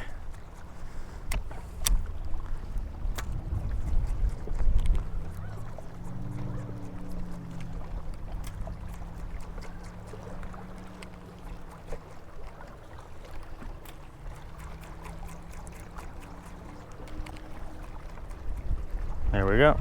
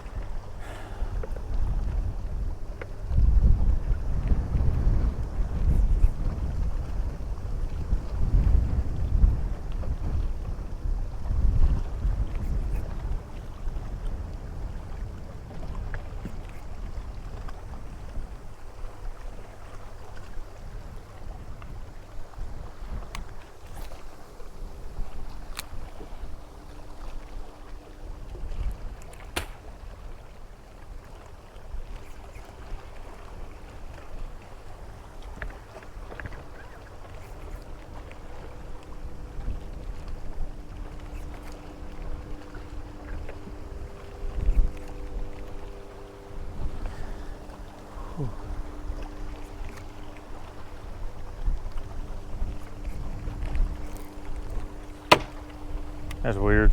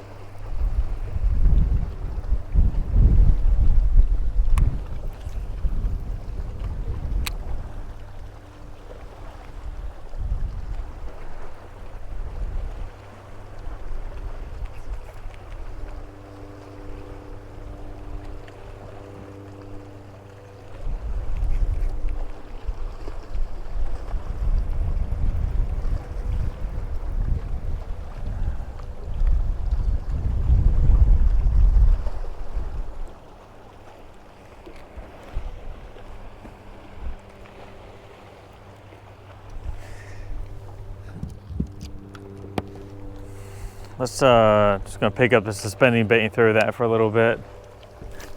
You throw it right up against the rocks, as close as I can get it without getting hung up. Because sometimes that's where the fish are, and that's like where they're looking, is at the rocks. They're looking at bait that's right up against the rocks.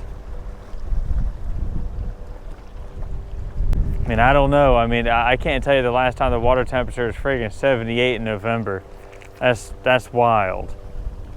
I guess it should have been 74 like 30 days ago. So, I don't know.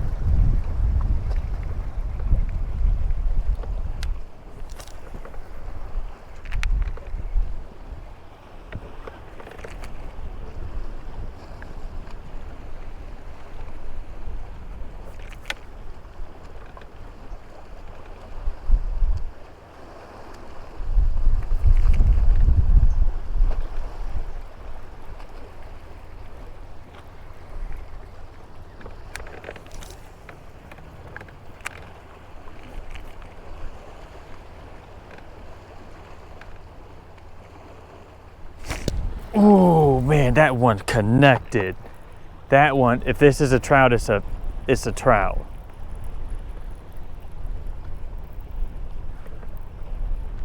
That connected. That was a bite. Yeah, it's a nice trout. Oh my goodness. Yeah, she's not hanging on by much. Oh.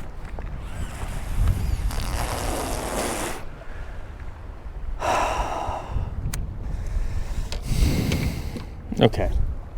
Get back out there. That was a nice fish, man. She was not hanging on by much. She was not hanging on by much. But she connected with that bait right up against the rocks, man.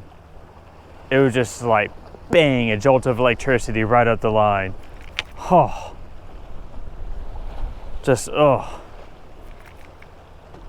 Nasty. It's just disgusting.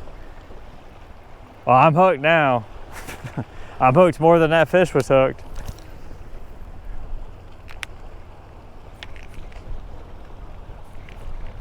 Something else that might work really well would be like a 1/8 ounce jig head with like whatever color soft plastic you like. Well, boy, I wish the wind blew harder. That'd be amazing. That was a nice fish. That was a 20+ inch fish. Gosh, that's the second big fish I got away today. Like what juju is on me today? That half the electrical system of the boat doesn't work. Freaking, I'm losing fish.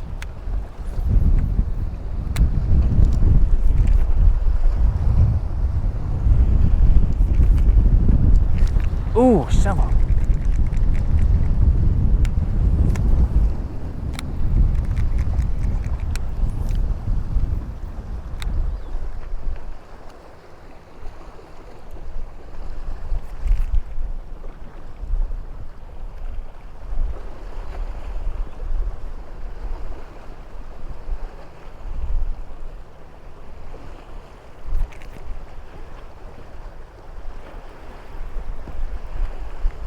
Oh, there she is, there she is.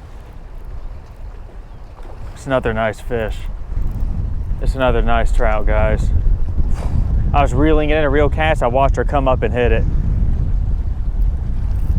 It's a drag pulling trout. Holy shnikes. I'm losing my mind right now. I'm gonna have to net her. Oh.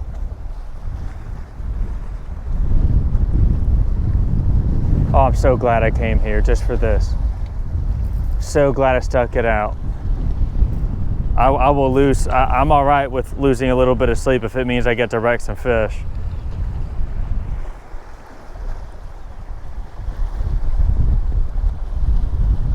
Oh my goodness. What kind of fish? I need to get this net ready.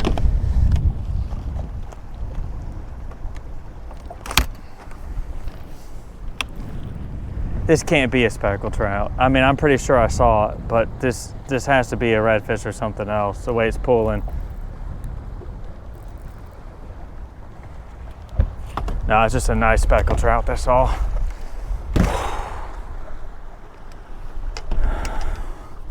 I am vindicated. I am freaking vindicated. I am vindicated. Boys and girls, folks at home, this is speckled trout number 15. And it is a speckled trout to behold. There's other boats there's boats on the other side of the rock dam looking at me like, what the hell? Bang! There we go. That's a trout right there. Oh, what a day. What a day. Get her back in the water. All right, girl.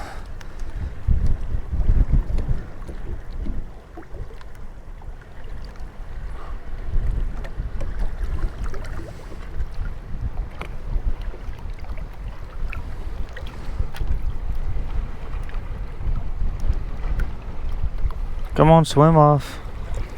Swim off.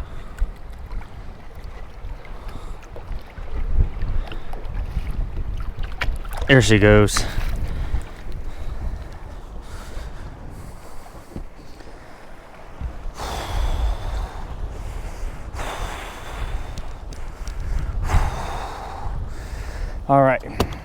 Okay. Yeah, I will stay here until the sun goes down. I saw her come up as I was reeling back in a cast, but I saw her come up and whack that bait.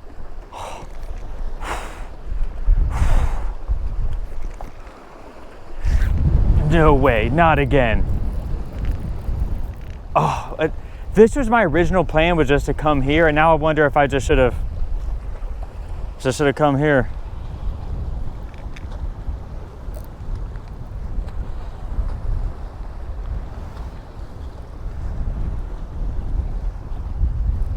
Oh, it's just another big nasty girl.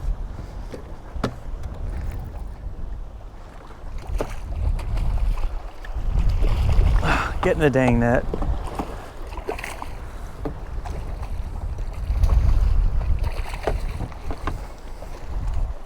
Just another big nasty, big booty girl. Ooh, yeah. That's what we came here for. Yes. All right. There she goes. Do it again.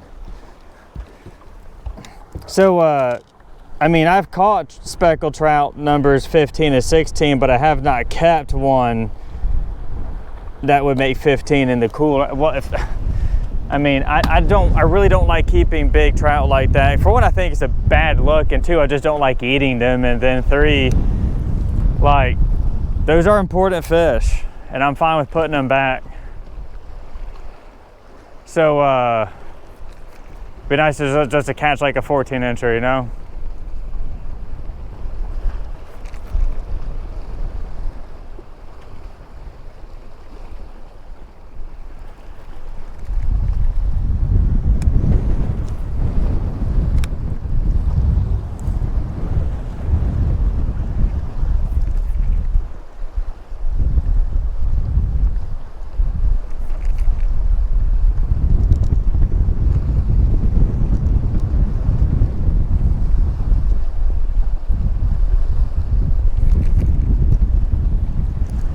Given the kind of bite that they're on, I might put on a jerk bait.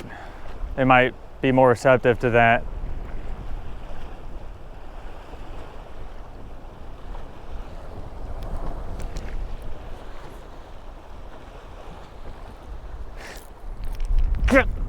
Dang, boy, I'm just letting it sit. Just trying to keep it off the rocks, keep it up against the rocks without getting hung up on the rocks. What we got here? That was like the world's worst boat flip. Okay, I'm pretty sure this one is not 20 inches. Just a quality trout.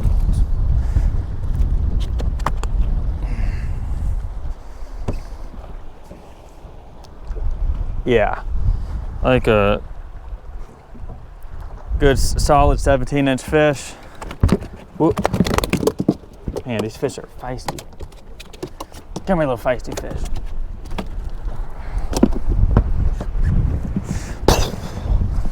Speckled trout number 15. Today has been a journey. It's been a journey. I'm just gonna sit here and catch fish. I'm gonna sit here and catch fish and just have fun. Why not?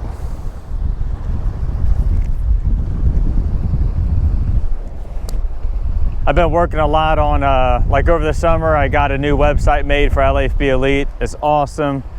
I've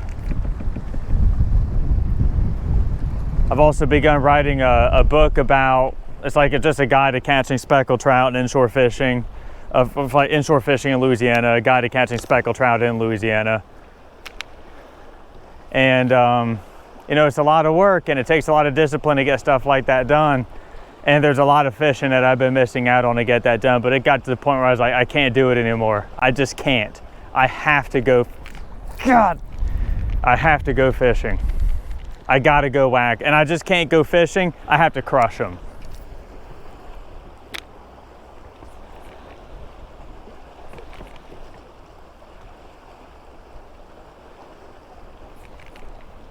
And there's more work I need to do and it'll get done and all those things, but for now it's November.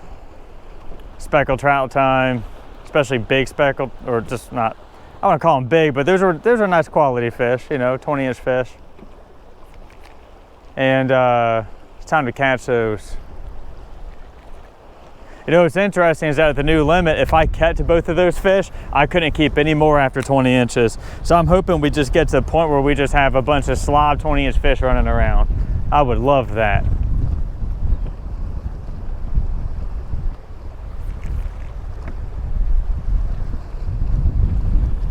So, oh, what the heck? Something just, there might have been a shark or something that just whacked that bait and it's gone. I'll tie on a jerk bait now. Okay, well, what I was going to say is, like, when it comes to finding fish, like today, like I for the most part know where I'm going. I've already fished all these spots 100 million times. But I also do this in places I have not been, right? I love exploring. And one such place, well, I guess what I'm going to say is that I'm trying to think about what lure I want to tie on in. Also, I tie on a Rapala. Yeah, that'll work. Oh, we want this one right here. Yeah, because it looks more like a pokey, and that's what's here. But I teach everything it is I know. I teach it in courses like Inshore Fishing 101 and the accompanying seasonal courses for all the seasons of the year. I have Sight Fishing Mastery School, Inshore Fishing 201. And I'll tell you, a lot of what keeps people from finding and catching fish is really simple stuff. It's not complicated. People like to make it complicated, I'll tell you that. But it's not complicated. There's a process, like a checklist you can go down. That's what I teach inside Inshore Fishing 101. It's very, very complete. People who've taken it say that it's very, very complete. And they end up taking it and they're like, oh wow, I didn't think of that, or I wish I would have known that. Yeah. Actually, I got an email like that, just complimenting the courses and whatnot that I need to respond to when I get back to the house. So there's work to do. But right now, we're catching nice speckled trout at the rock dam. Anyway, if you wanted to learn more about those courses and joining, you can do that at lafbelite.com. Now, something else is I don't have just courses there, I also have a community, because I think what's kind of like good to like help someone catch fish is not just learn the process to like doing all of this, but also having other anglers that they can fall back on. Now, I understand like people, they can say, hey, you know, I'm going to go fish in this area. What do I need to know about it? Are there like underwater obstructions? You know, what are the community honey holes or whatever? And I understand that there's like Facebook groups for things like that, but Facebook groups suck, man. A lot of them are just now are like fishing guides spamming the same dock shot, lodges spamming the same lodge. There's a lot of take, but there isn't any give. Come on, you little badass. If this is a trout, it is the biggest trout of the day. Dude, I cannot, there's all these people on the north side of the rock dam not doing anything. They're just sitting there. I feel so bad for them. They should take my courses. Oh yeah, it's a nice trout. Just another slob.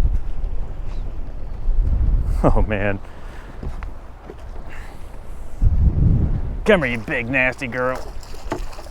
Not as big as those other ones, but you're nice.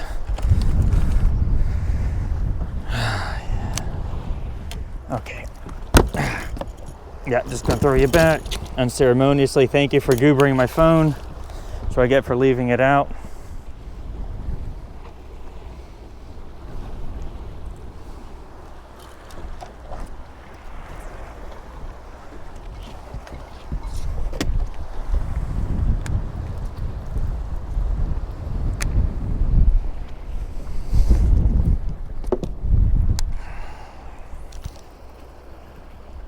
Bang, right up against those rocks, and then The way I like to work this is I don't retrieve it like it's a rattle trap.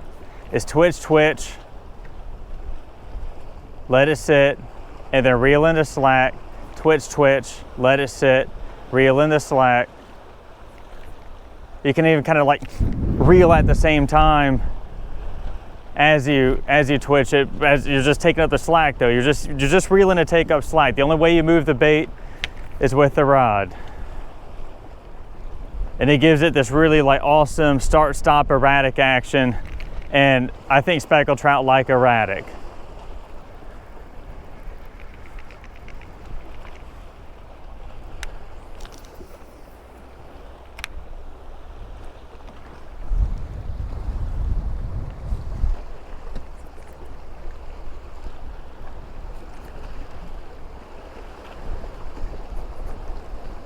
Because it's kind of tough fishing off the back of the boat while having a camera pole right there, because it gets in the way. Let me try just casting at another part of the rocks. There we go. Just maybe they're over here. Yeah. Gotta remember to pull that drag down, because I just got whacked right then.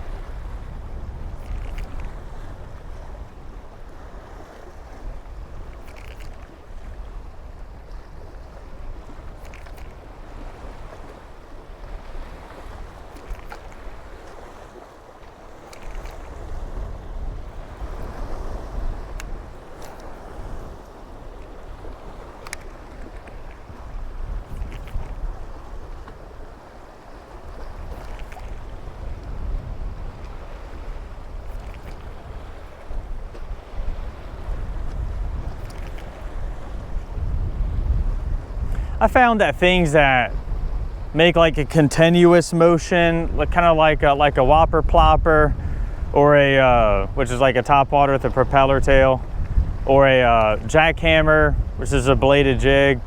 Speckled trout aren't really into those things. I'm not saying they don't ever hit them ever, but I think they like things that they like a walking topwater more. They like something that's going to be a little more chink, chink, chink, chink, as opposed to plop, plop, plop, plop, plop, plop, plop, plop, plop. I don't know, I'm just trying to explain it right now while focusing on fishing. I don't think I'm doing a good job. I do better when I think about one thing at a time. I think they're just behind the boat, man.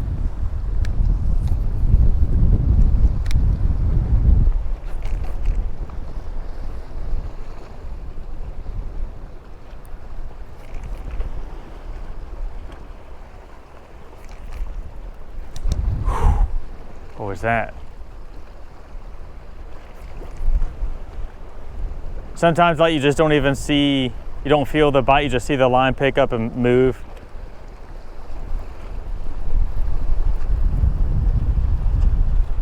Okay. I'm gonna try and reposition here because I think they're more towards the middle of the dam. And it'd just be nice to not have to fish off the back of the boat like that.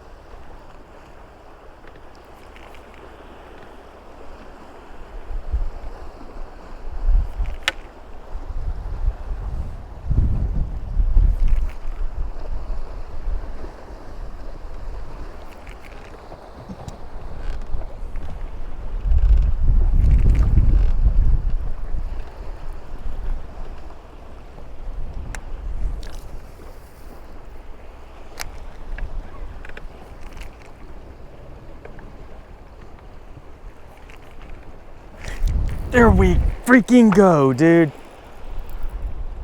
Oh, this big, nasty slob speckled trout.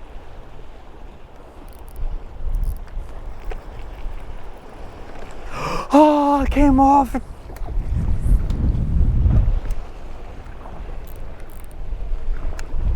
Won't get back out there.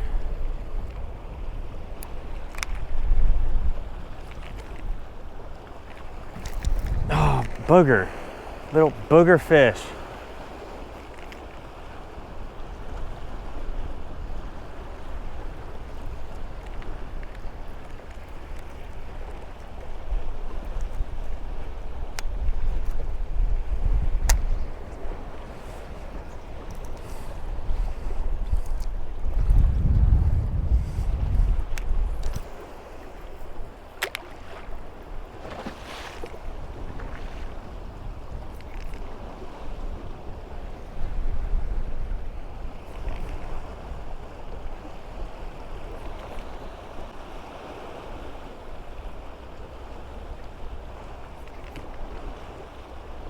See, now that I found fish, this is when I would start practicing, or not practicing, but like experimenting with different lures and lure colors and trying to dial them in.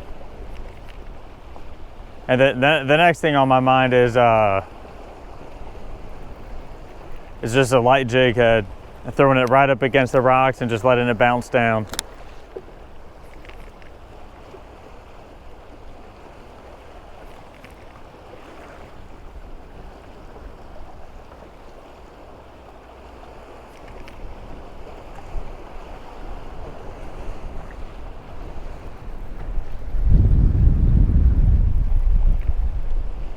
Oh, I watched it right there at the side of the boat, right there, right freaking there.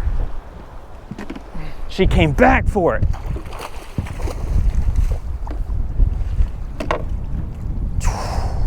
Dude, she is so green. Come here, big girl, big nasty. Why can I not? Whatever.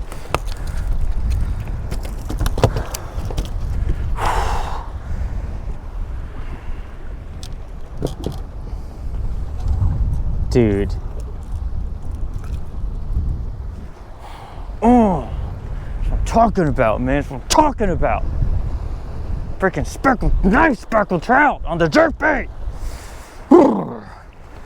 Okay. There you go, girl. Swim off.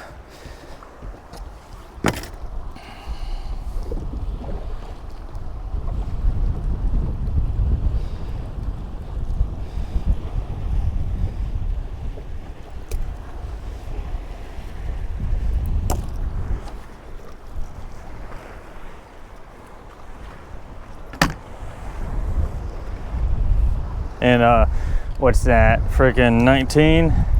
Okay. I guess we're just going for 25 now.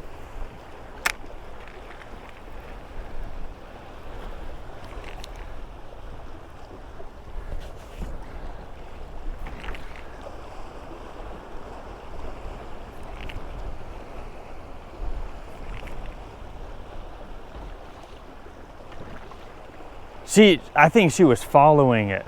And then when I went to, or she's way off the rocks and she saw it and she came up, but I saw her come up and just kind of like, turn away at the last second. And then I stopped it, whatever it was I did, I don't even freaking remember, but then she came back and fully committed to it. Like, wild, man.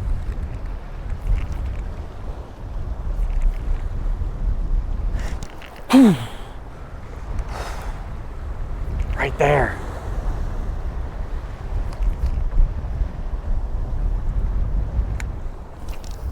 And this water's so clean, so clear. But it's kind of like tannic, because it has that like black look to it.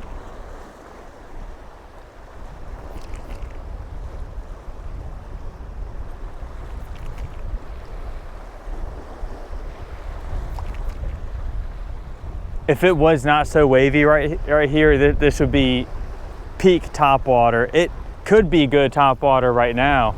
I don't know. might do it.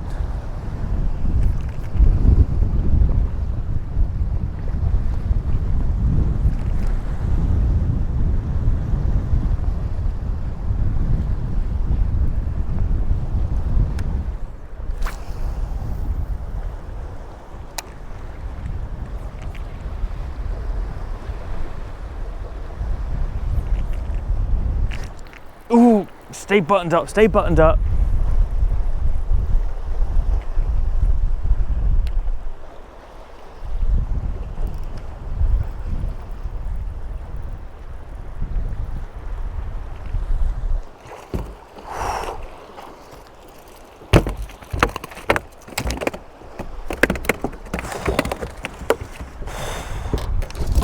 All right, girl, hold on, chill, calm down there with those freaking mustad triple grips before you hurt someone like me. Yeah, calm down, fish, calm down. Let's not put those inside my leg. Thank you.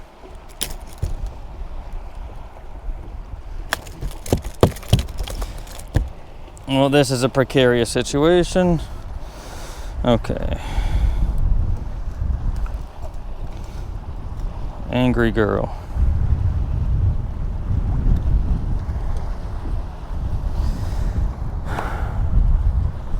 Speckled trout number 20. So that was a good day of fishing. Look, if you enjoyed this new video format, please let me know by giving the video a thumbs up and leaving a nice comment in the comment section below. And if you would like to learn everything it is that I know about finding and catching speckled trout and redfish right here on Louisiana's coast completely from scratch, then all you need to do is join LAFB Elite. There I'll teach you the process as to how it is I do it, and you'll gain access to the community to get additional support from myself and other like-minded inshore anglers. Thanks for watching, and tight lines.